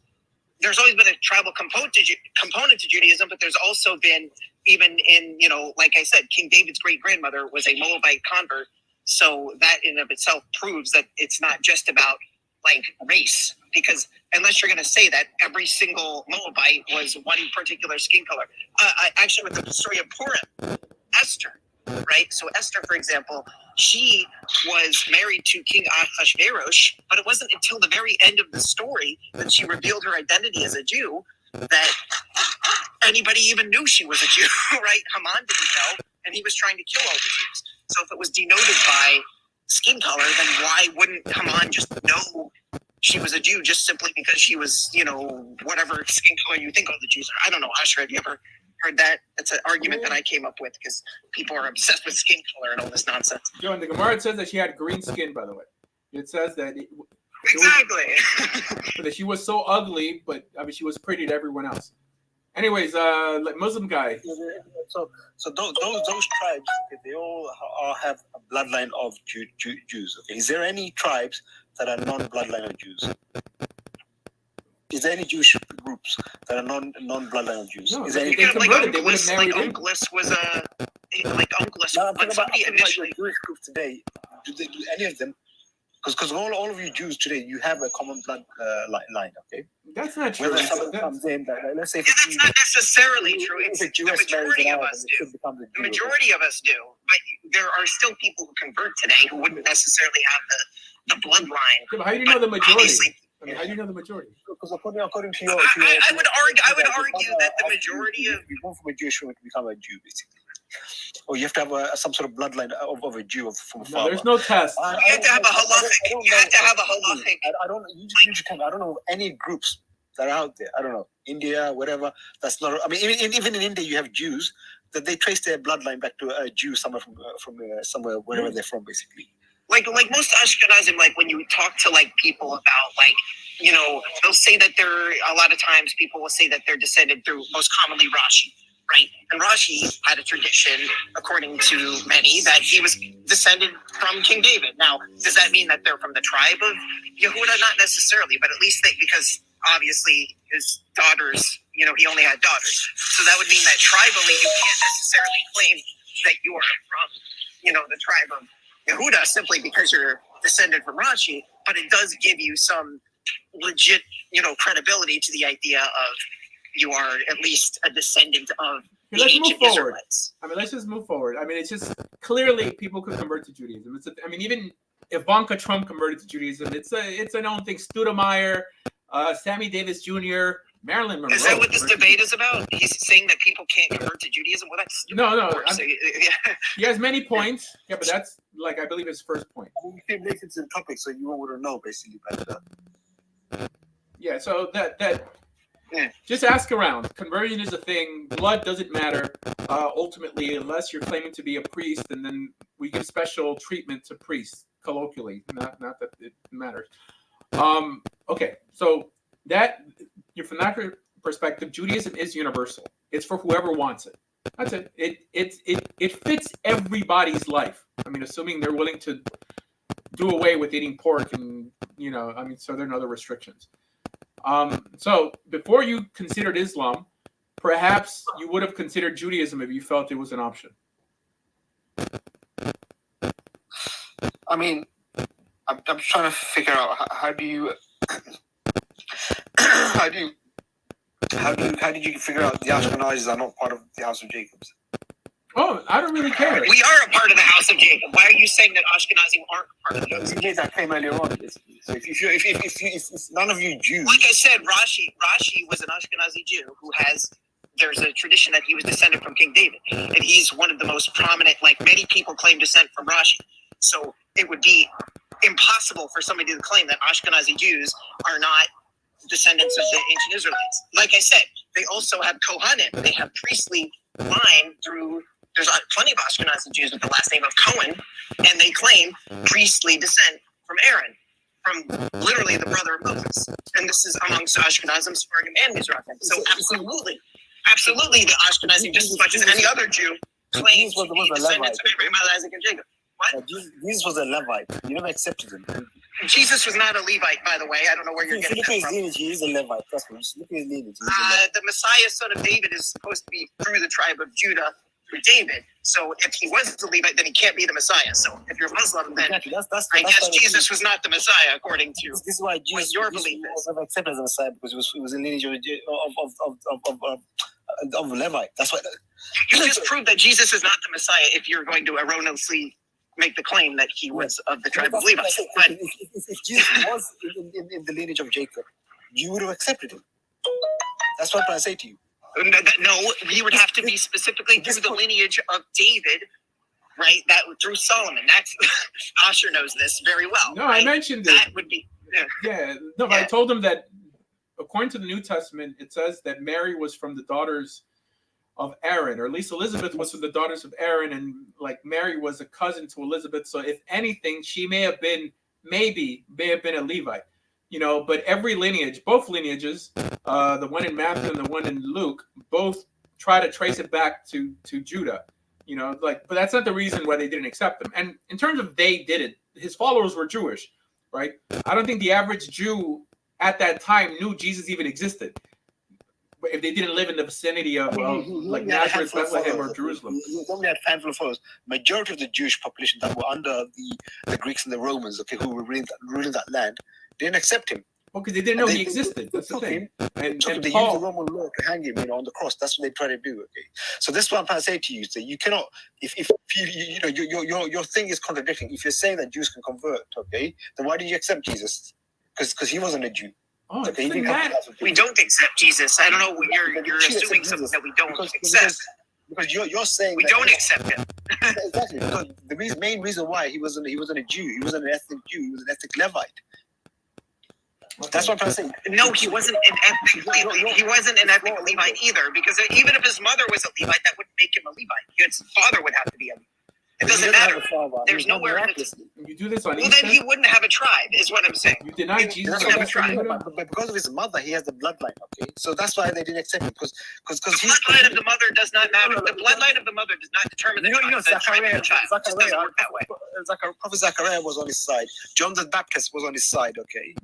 I'm saying, according to the Torah, there is no instance where somebody's mother determines their tribe. They always have to marry within their tribe in order to keep their tribe, including the example with Slavchad and his daughters. Here, Courtney's here, and Courtney is a religious Muslim, and in honor of Eid, in honor of Eid, and like she's gonna bless us all. Assalamu alaikum, Courtney.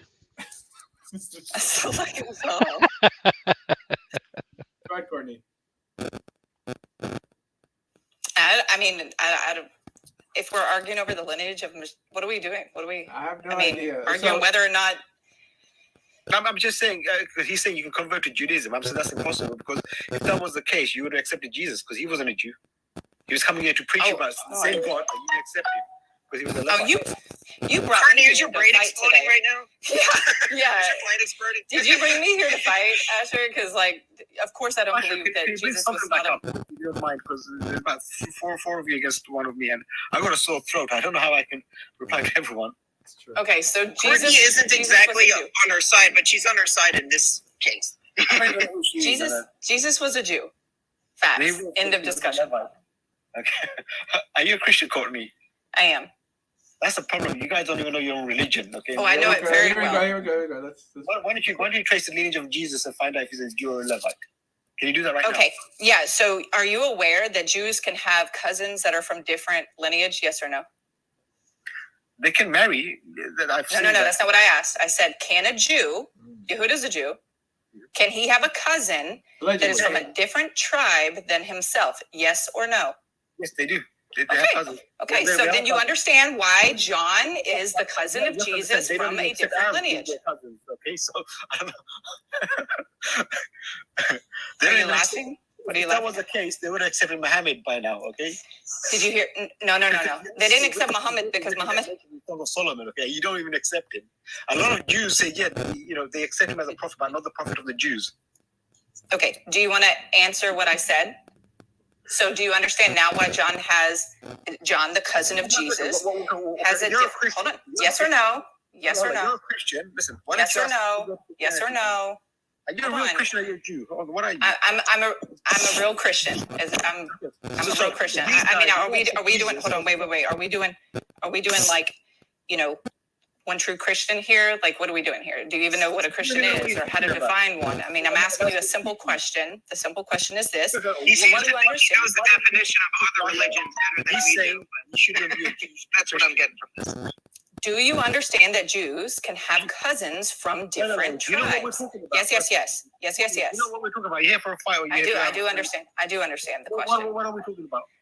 Whether or not Jesus was Jewish, and he was absolutely 100% Jewish. Sorry. No, we're not talking about that. Yeah, that's what you were talking about when I came on. You said he's not. You just jumped in for a little bit of fight.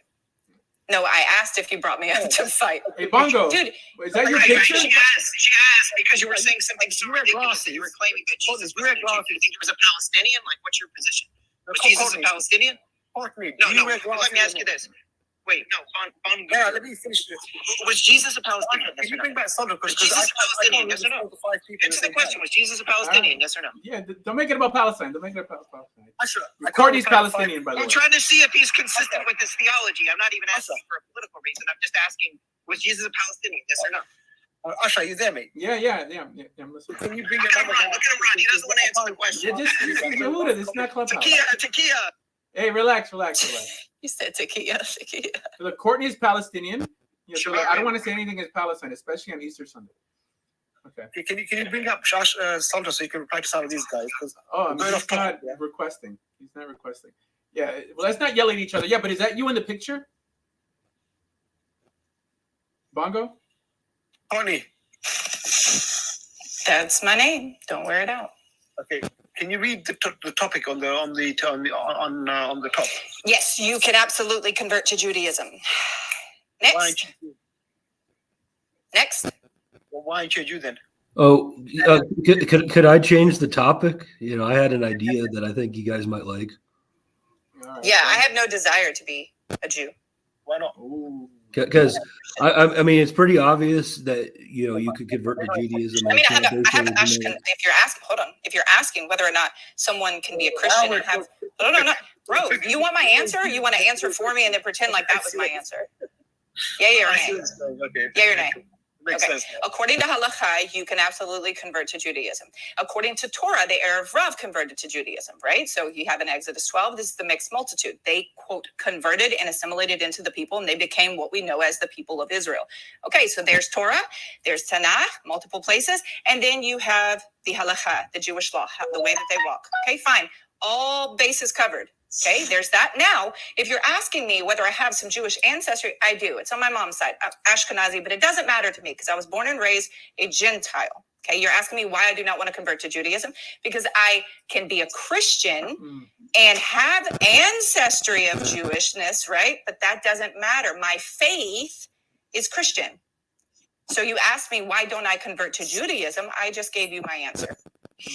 Can they not accept you? No, if I convert to Judaism, they would have to accept me. I mean, they may not, huh? No, Asher converted 20-something years ago. Are you asking whether or not they accept converts? Some Jews are frowning upon them. Others say, no, you're great, you're wonderful. They're just normal people like you and me. What? Are you saying a Gentile can be a Jew? Is that what you're trying to say? Yes, once you convert. Are you aware that's what happened, called the mixed multitude in the Torah? Yes or no? So you're saying Gentile can convert. All right. I mean, you're coming on a show about converting to Judaism and arguing that you can't do it. So I mean, Who's on mute? I mean, you're literally like She's on milk. She's using that analogy, of the milk before meat, Like he's still on the breast. He's like a baby. He's like he's not even willing to like accept like very basic ideas. He's claiming Jesus wasn't Jewish. He's claiming Jews people can't convert to I think he's upset that Jews. He's just denying like basic things. How does somebody from a non-house of Jacob become the house of Jacob? So that's just what you're saying here. Because of assimilation, which is exactly what the God of Abraham designed to happen. You can see this. Hold on. I'm giving you your answer. You ask questions and the answer comes after. Okay. Because in Come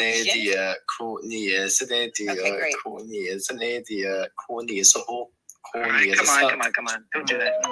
That's not something to do. That's whatever. Yeah. It's ad hominem. So the point is they can, once they come into the people and they assimilate into the people, then they become Jews. This is when you have a ger that ends up being one law for all. They keep the Pesach just like the Jew does. Okay. When they do this, they then within a few generations are meaning they mix into the people completely and totally, and they are Jewish. That's how you have Jews of multiple different colors. Can the Gentiles hold the commandment of the house of Jacob? Can what? And the Gentiles hold the commandment of the Jews, the people of the house of Jacob. When you say commandment, what do you mean? That's what your Torah is saying, that the Gentiles cannot hold the commandment of the house of Jacob. Yeah, can you show me chapter and verse? Because you keep saying my Torah says, but then you say what comes out of your own head. I don't find it somewhere. Mm-hmm. Shout out to my friend Chad up there. Chad Abs in the house. Hey, Chad, come up, Chad. Anyways, all right. Next topic, guys. In honor of Easter Sunday. Well, I had a different topic. Could I bring it up? Yeah. One idea I had, right, for the Jews is that they should like try to spread themselves out more, like at least in the U.S. context. Like a lot of them like live in like New Jersey or New York. I was thinking that maybe they should move to like failing Rust Belt areas like Detroit. They're all over the country, believe me. I know they are, but there's the majority, yes. Miami, California, LA, New York. Yeah, and I'm saying they should move to different places. Like, for example, even in New Jersey, right? Even in New Jersey. They're not that many. Well, hang on. Even in New Jersey, there used to be a large Jewish presence in Newark, New Jersey. They should try moving there or to the south side of Chicago. Newark. No, they moved to bigger and better. It's too dangerous. It's very hard to build like New York and Lakewood and like these places. It took like years and like decades to really. Well, it can be done. So. And Chabad of Compton. Look, I've been in Midwestern communities. Usually there's like one kosher restaurant that like is like transiently there, and then it's very difficult. You don't really have like a real like community. Like Asher, you're in Florida, right? So like.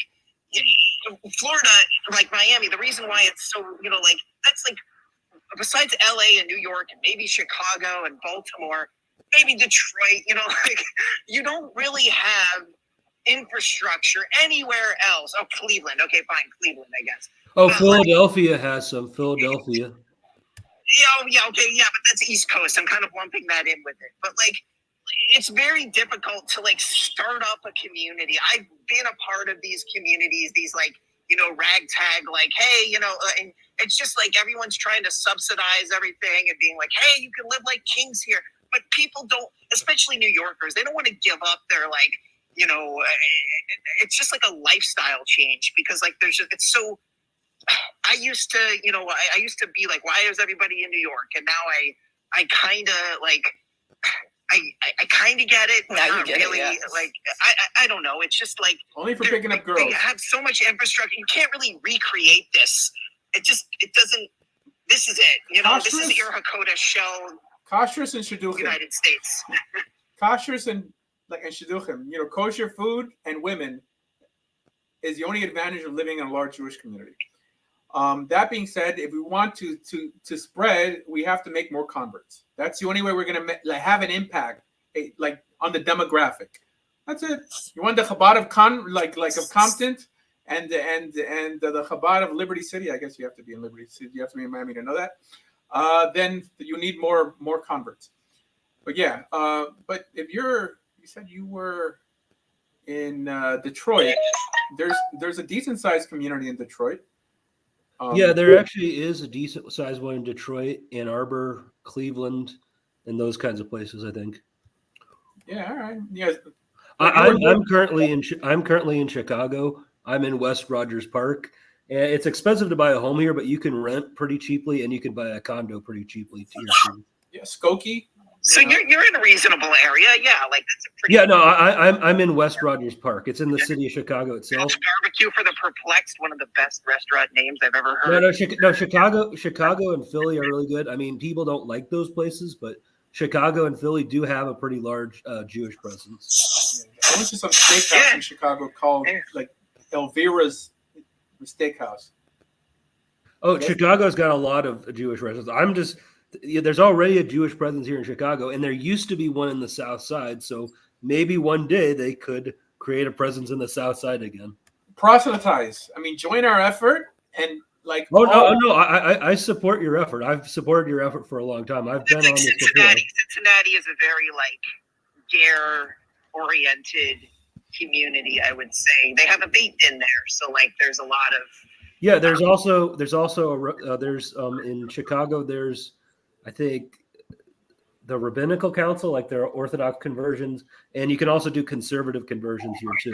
I think they're the gold standard there. I think they're like the official RCA, like in Chicago, if I'm not mistaken. I think they're like pretty much like that's where they're headquartered.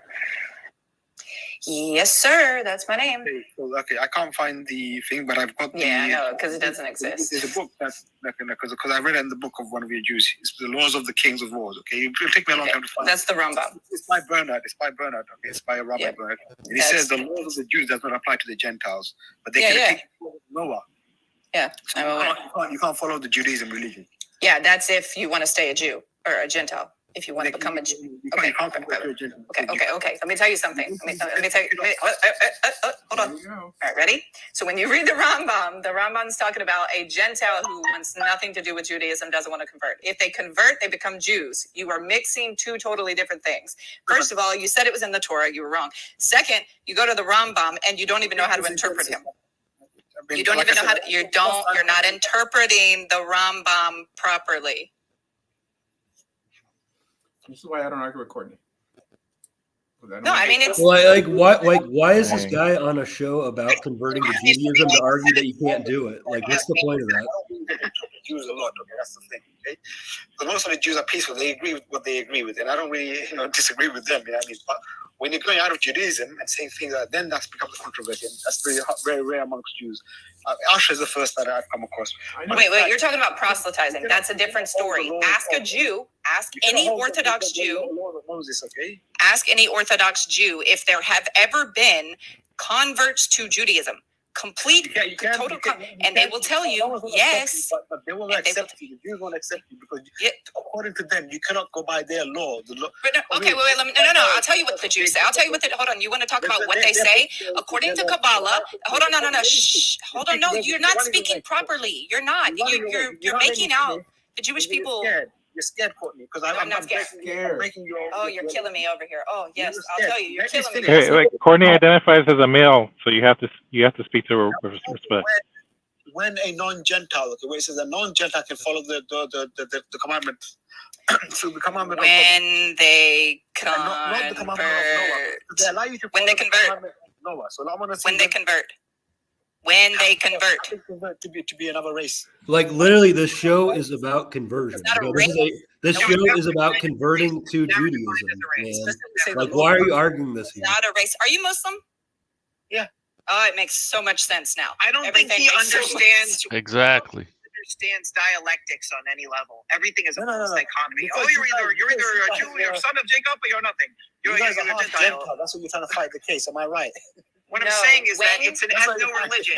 The Torah is corrupt. The Torah is corrupt. Make up your own definition of what Jews are. I want to know. Say that Jews are a race. I want to know where it says that you guys can follow the laws of the house of Jacob. Okay, when they convert. Where does it say? Oh, I'll show you Exodus exactly 12. where. No, I'll show you exactly where. Also in Isaiah 56, verse 7. Ooh. Then you can follow the laws of Jacob. Yes, it actually says in the book of Zechariah that the Gentiles will celebrate this festival of tabernacles, which is a law that is specifically made. That's a part of the laws, my dude. All right, guys, all right. That is in the Torah. That is in the Torah. So Chava is telling me to take control of the conversation. Let's talk about something. Can you ban this guy? Order in the court. Yeah, order in the court. Okay, all right. Fake Jew here putting some order into this. Okay, here we get it. Okay, just ask around. We're not like. Asha, let me. You're a rabbi. Can you confirm that the laws of Jacob, house of Jacob, are for the Gentile? Can you confirm that? Is that right? Wait, where does it say? Are for the Gentiles, or like if somebody identifies with the covenant, then they're essentially part of the house of Jacob. This is why it says. Wait, hold on. It's a race. Okay? No, it's not a race. No, it's not a race. I mean, that's where we differ. The Torah puts emphasis on circumcision. Hold on. But the reason the Torah puts such emphasis on circumcision is because circumcision is the sign of the covenant. If you circumcise yourself, that's a sign that you have an agreement with God. Thus, He's your God, and you have become part of His people. This has nothing to do with how Jews view you. This is how God views you. We have the same rule in Islam, my friend. I mean, I'm sure you know that. Okay. What do you mean? We have the same thing. You have to be circumcised. That's part of Abrahamic tradition. You have to be that. Yeah, but why? That was God's commandment to Abraham. You got to be circumcised. No, well, after he entered the covenant with God, that's a sign of the covenant. Circumcision is called a sign of the covenant. Even Paul talks about that if you're a Christian, right? It's a sign of the covenant. Covenant is the agreement you have with God. What agreement do Muslims have with God that they choose to be circumcised? Is it just like just ritualistic, like historical? You have to be circumcised. No, I know. Muslims do a lot of things, but they can't articulate why they do it. They just kind of feel like if we're going to claim to be an extension of this, we have to. Told us why we do it and how we do it, basically. Okay, no, forget about how you do it, but why is it done? I mean, it's a sign. Told Abraham that he has to be circumcised. Okay, and that's the covenant basically, and that's from there because on. Of Ishmael. From there on, except for the Christians, all the people that follow Abraham's faith have to be circumcised. I don't know why the Christians go away from it. But they're breaking that covenant. Yeah, well, it's optional by Muslims, by the way. By Muslims, you don't have to be. But your Bible says that the house of Jacob, okay, a group of people, okay, have that commandment that they follow, and the Gentile who are not from the house of Jacob, okay, they follow the seven commandments of Noah. I want to know where it says that they can follow the. Yeah, but it didn't say house of Jacob. The commandment is the God of law for you guys. Now, come on, listen. Asher, now turn around and ask him, where does God command that they follow the 7 laws of Noah? No. God doesn't command. It's the rabbis that pick out passages in Genesis, etc., and say these are the things that you can do pre-Torah, for which can be incumbent upon all human beings. So you don't even know what you're talking about. You can't follow their religion, so you can't follow their commandments. So if you can't follow their commandment, then you can't follow their religion. So for that, you can't convert. I'm sorry. Try again. No, you're wrong. Case closed. We're all converting to Islam. Life would be so much easier. Like, not for you, Courtney, because I don't think there's a mosque in your vicinity, right? But in terms of... I would never be a Muslim, ever. I mean, is it the hijab thing? Or is it the niqab? What is it? Unless you can go date several different guys and get the DNA injected in her. What? Oh, wow. Oh. Sir, I've been married and with my husband for 18 years. I've been with my husband for 18 years. Okay, so now we're moving on. You're like, I will not dignify that some other time. You deserve something. Thank you, Asher. Yeah, sorry about that. Yeah, that's already... You know who loses the debate when the person starts insulting you or calling you names or talking to a girl about sexual things. It's whatever. And like in that case, all my haters, right when they call me names, it shows they can't respond with anything intelligent. So that being said, yeah, I guess maybe he liked you. I don't know. Maybe, I don't know, because he didn't say him, he said others. Fine. No, it's disgusting. Either way, it's behavior that should not be done by Christians, Jews, or Muslims because they claim to worship the God of Abraham. But to be honest, right, what would you have with becoming Muslim? I mean, in terms of practice. Because they reject the premises of my belief. No, I get it. But if for some reason you didn't know enough about Christianity as you do now, and you were choosing a religion, and they both claim to go back to God. I would convert to Judaism. No, I know, but why wouldn't you become Muslim? Because I find that their theology, as well as their beliefs, are nefarious outside of the... that's it, Asher. It's theology. Okay. I have nothing... the reason I am a better person is not only the theology, but because of the God that gave it to me. And I think that the Muslims have a different God. So I would never follow after a different God that is antithetical to what we find within. I get it. But culturally, but do you have an issue with cultural Islam? I would become a Jew. I would convert to Judaism. But what issues do you have with cultural Islam? Is it the hijab? Is it what? I mean, do you have an issue with the hijab? Well, I don't head cover because I get headaches. But nonetheless, it's not necessarily that, but there's just many other behaviors like what he just demonstrated that is too common within Islam. And the behaviors that you see very common, like I scroll through Muslim TikTok all the time and you see this over and over again. So I think this is something that's problematic. And if this is the face of the vast majority of Islam, I want nothing to do with it. And I know what the texts say. I've read, it's a lot of theology is the reason why I would not do it. But if you're asking just culturally, sure, fine, culturally. But if I'm looking for a cultural stance, then I'm going to go to Judaism. I'm not going to go to the younger religion. All right. Yeah, so it seems that there's more perks to being Muslim, for a man than it is for a woman. Or maybe, I don't know. I noticed for some reason, women find Muslim men more attractive than they find Jewish men. I don't know what that is. Well, that's because of masculinity.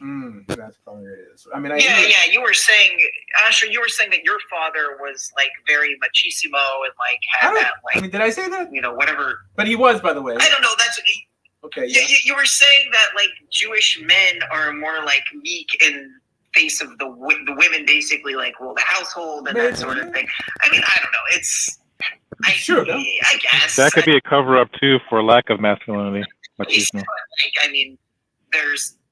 Whatever. I think it's just different priorities. Torah study isn't exactly. I don't know. Maybe if you're like a shochet or something, or a moil, or something that's a little more hands-on. Okay. Hold on.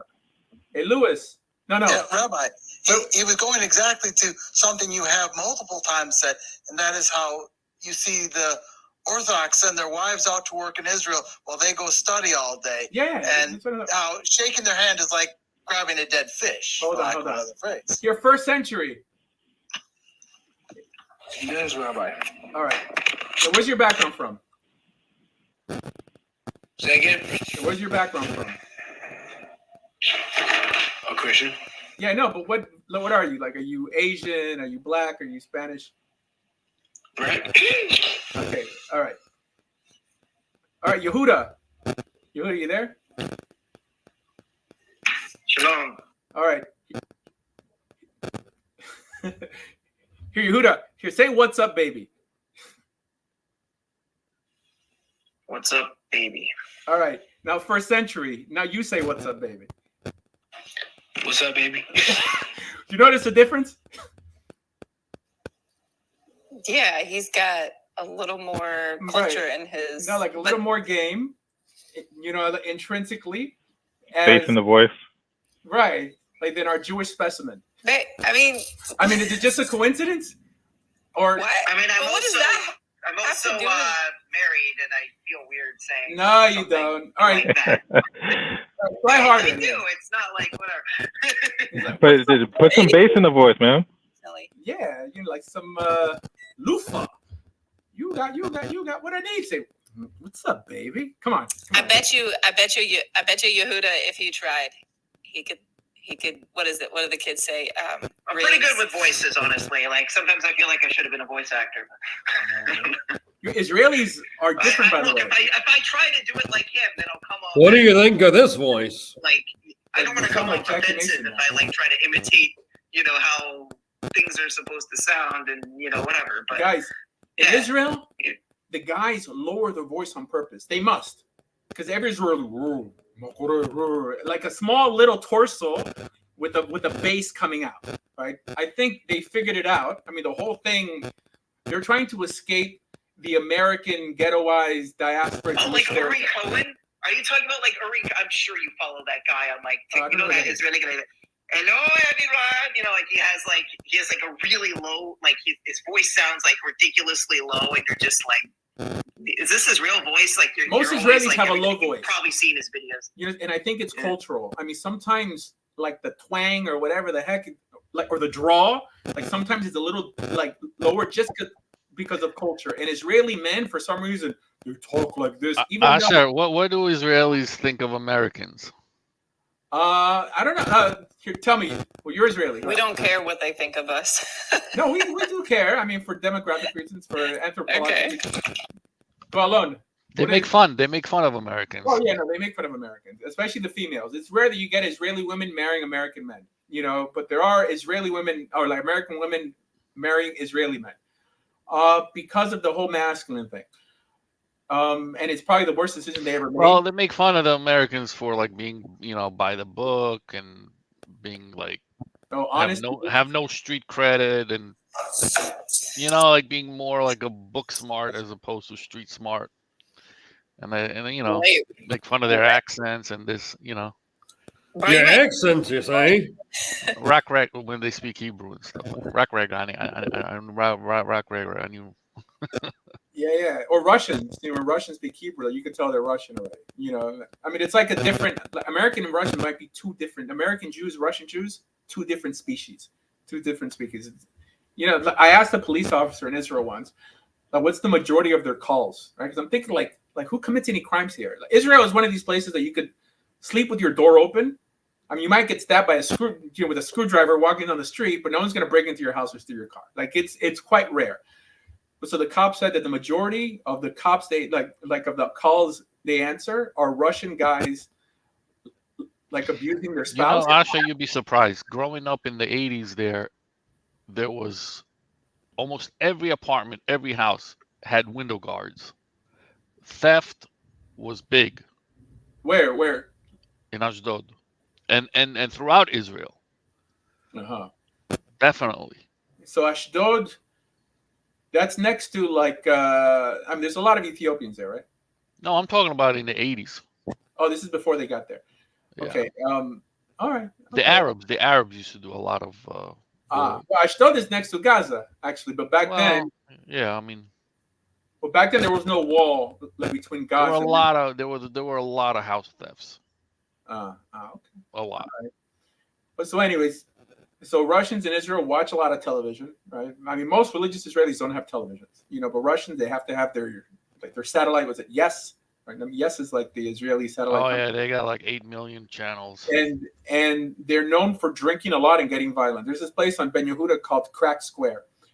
I guess the proper term is Kikar Tzion, and the reason they call it Crack Square is that come at 12 o'clock at night, like when the bars start closing and the Russians start coming out, they just start attacking people.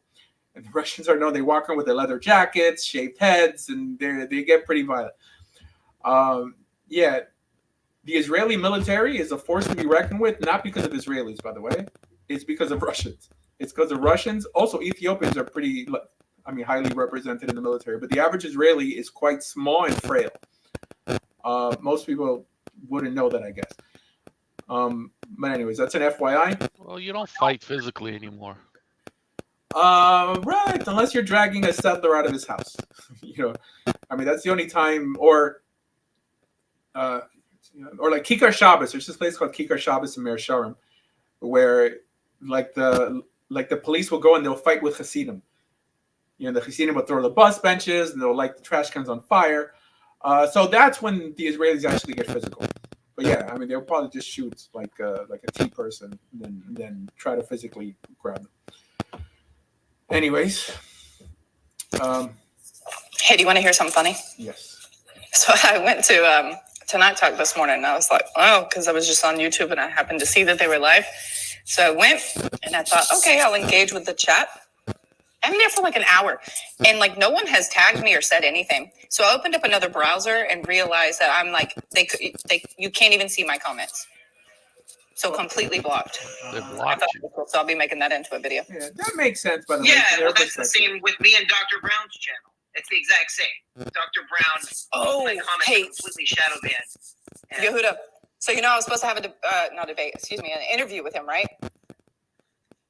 Right. Yeah? You remember? Okay, so I'm 7 seconds into the interview and my computer program shuts down. I guess it was Firefox or something. I don't know. But I'm going to be rescheduling it, but I asked him, I said, are there any issues with you? Like, can I cover anything? I was like, because some of my haters are your haters are my haters. And I said, is there any subjects that can be covered? He said, all subjects are open. Good. So he has no issue covering subjects. But I did mention you briefly hitting record for the 7 seconds that we were there. And he just said, basically, the credentials are a problem, I would suppose. Maybe. Right. Well, that's exactly what he told me. Like, I don't have the exact recording of it because it was before I was like posting on YouTube. But like, he told me I did the same as you did on, or what's it called, Tanakh Talk, where you debate me. And I basically did you call in one time? Yeah, it was. I was live on Line of Fire, and he said, yeah, it's possible, but you're basically you're not a rabbi and you're not a leader of the community, so. Hard pass. Like, that was basically like his, I mean, like, whatever, but that's what I'm saying. It's like, I'm getting the same energy from that.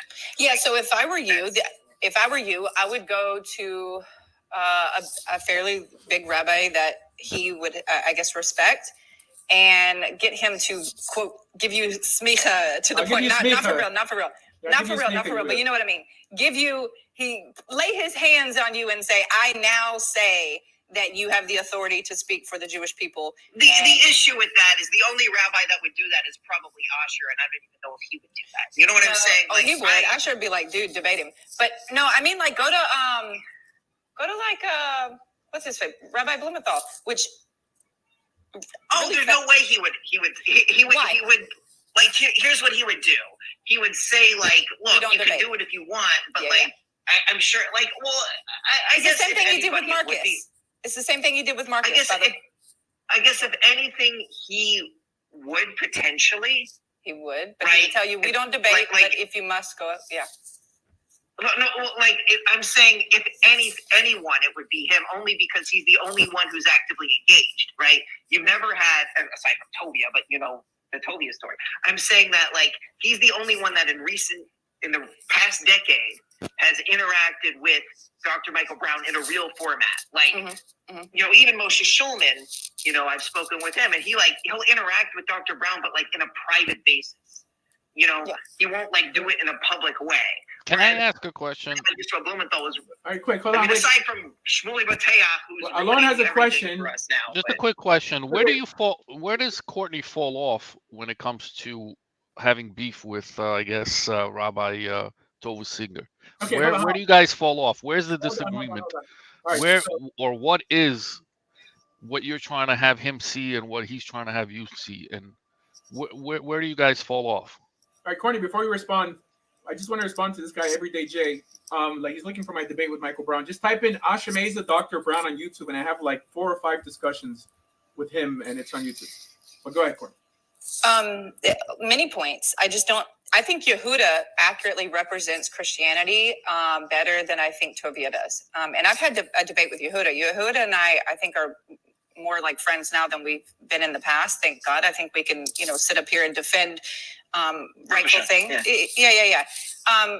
So I just feel like Tovia is dishonest with a lot of the ways that he presents, 1, the Tanakh, 2, Jewish interpretations of said places in Tanakh, especially when someone like this morning, someone asked him a question about like the lineage of King David. And so that's really my beef. And I would just like for him to just say, whenever Jewish people have multiple interpretations on this passage, which one say, oh, it's Isaiah, one says it's about Mashiach, and the reason why I say this is because if it is a Jewish interpretation, not the Jewish, or the only Jewish monolithic interpretation, but if it is a Jewish interpretation that Isaiah 53 could be taken as the Mashiach, then why do you hate on us? You might not agree with us, but you cannot get mad at us for saying that Isaiah 53 is about Jesus, who we believe is the Mashiach. That's my beef. Oh, Courtney, you were at the. Sorry. Go. I just wanted to fill in the blank of something because I noticed something at this Dr. Solberg debate. You said you were there, right? I was. Right. So in that debate, I wish you had come. You said you were. Didn't you say you were going to? Yeah, I was with him like the night before. I tried to get anyway. So I wish I was there also, by the way, Courtney. Right. Yeah, I know. I wish. So here's something fascinating about that. So as we all know, in his debate with Dr. Michael Brown, he dropped the ball because he made this statement about how it can't refer to Mashiach ben David. It can only refer to Mashiach ben Yosef in Isaiah 53. And obviously, he bit the bullet for that. And that was really, that was a disaster. But I noticed in the Solberg debate, he didn't do that. He made teshuvah, and I was very proud of Tovia for acknowledging that the Mashiach ben David can be referred to. And as you know, my position is that it refers to not just Mashiach, but also to the prophets of the Tanakh, including Isaiah. And this is, I think, that's Asher Meza's position. Wait a minute. That's Asher Meza's position. But I agree with it. All right. But that's also a legitimate position according to Chazal, and Tovia agrees.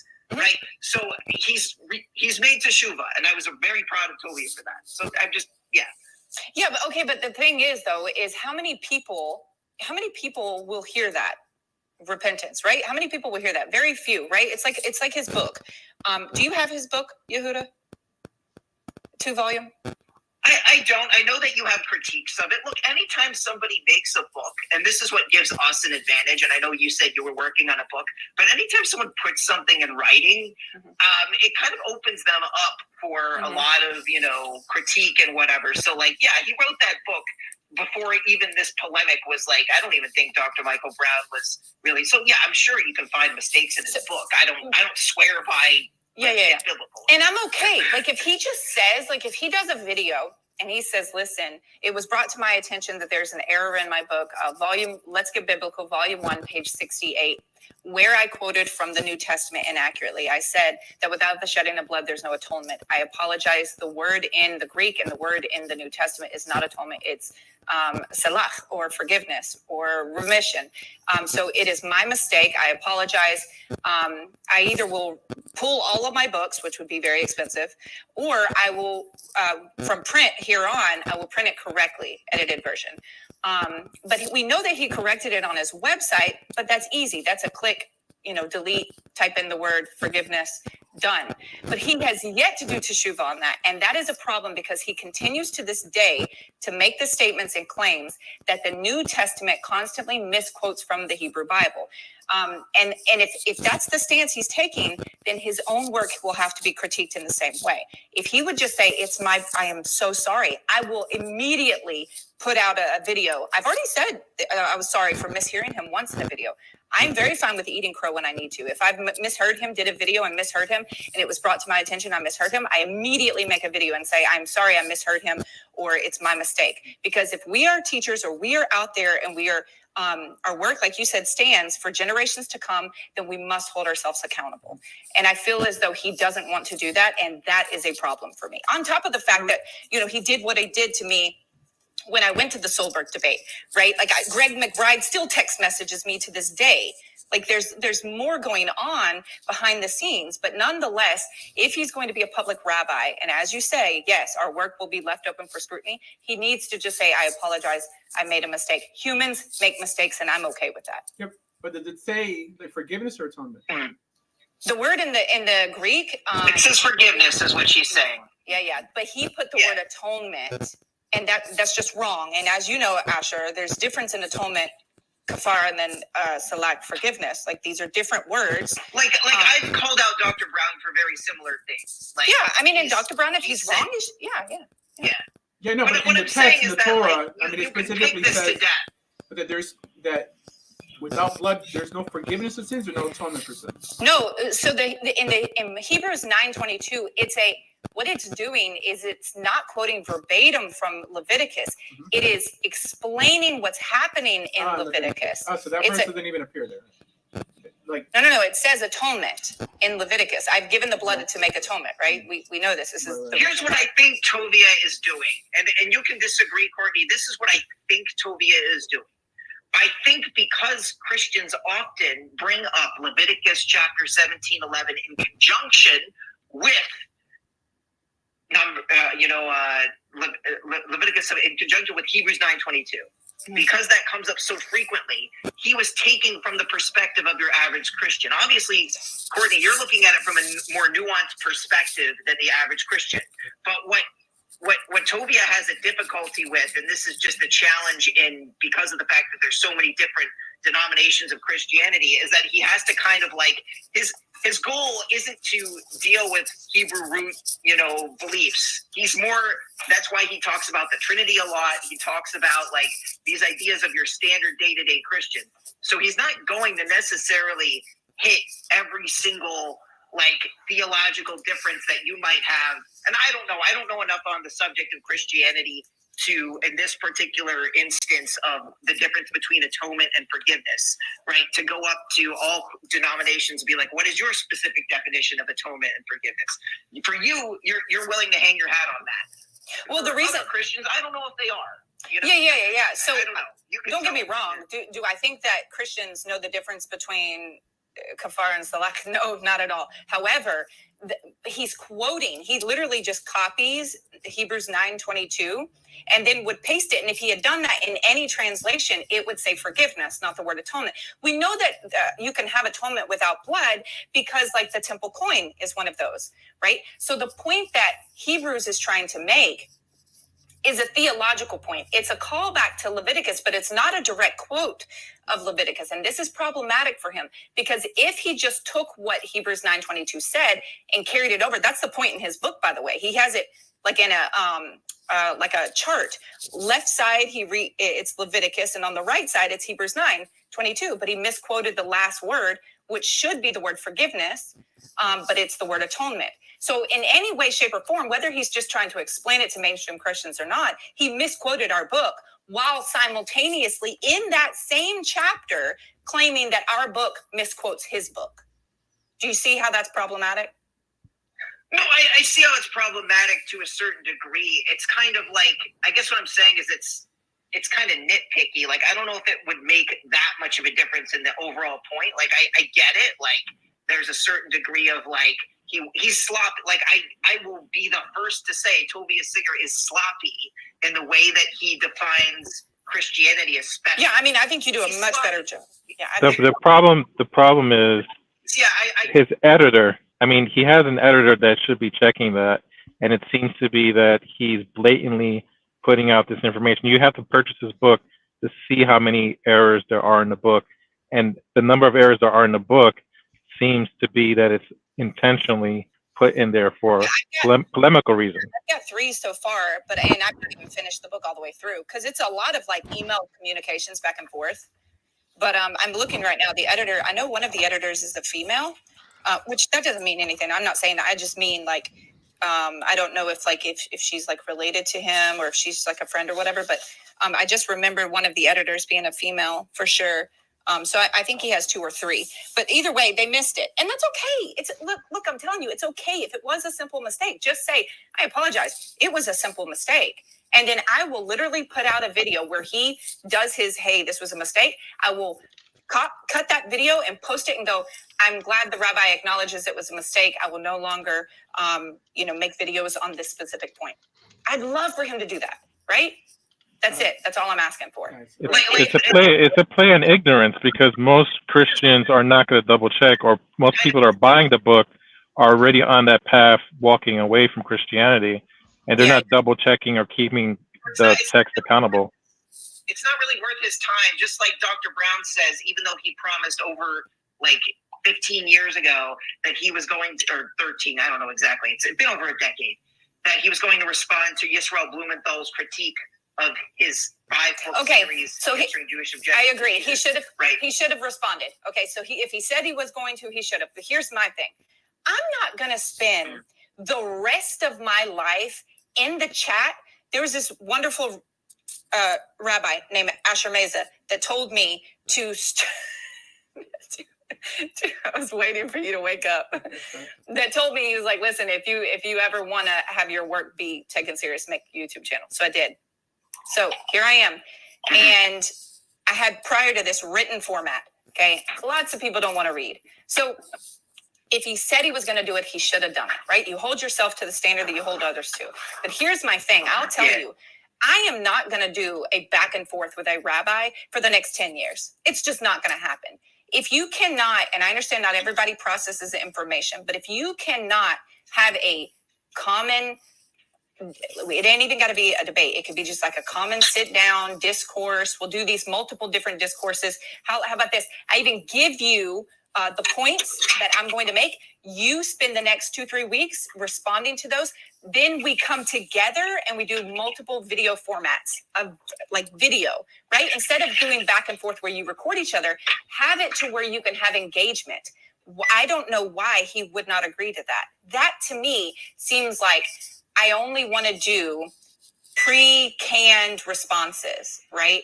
And that's problematic. Right. Well, I'm also, Right, that's guys, why I like to let's have end on a high note. That's It. I mean, I've been complimented. I like the beast has been satisfied. Guys, it's let's just end before I get blocked. I always get blocked. Until next time, guys, follow the people on the panel. We got Courtney in the house, Biblical Apologetics, also known, that's her channel on YouTube.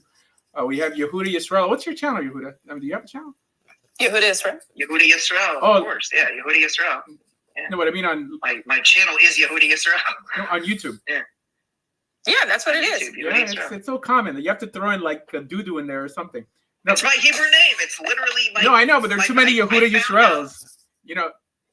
By the way, like doo-doo is a Hebrew name, by the way. So like that's why like people. I found out where the Yehuda comes from. Yeah, no, like you're I was named after my. Like Jacob Cohen. There's just too many of them. All right. Anyways, first century. Actually, this combination of names is actually more rare than you would expect. Maybe amongst these like BHI people. Oh, but right. As far as like how many Yehuda Yisrael. But how many Yehuda Yisraels do you actually know? You know, like Yisrael Yehudas, but Yehuda Yisrael, I have met. I know a lot of I Yehuda can count Yisraels on one hand. I know a lot of them, but they're all Black Hebrew Israelites because they take the last name. Exactly. See? Yisrael. Yeah. Okay. Anyways, guys, be well. Be good bench. Happy Easter. I'm kidding about the happy Easter, but you know what I mean.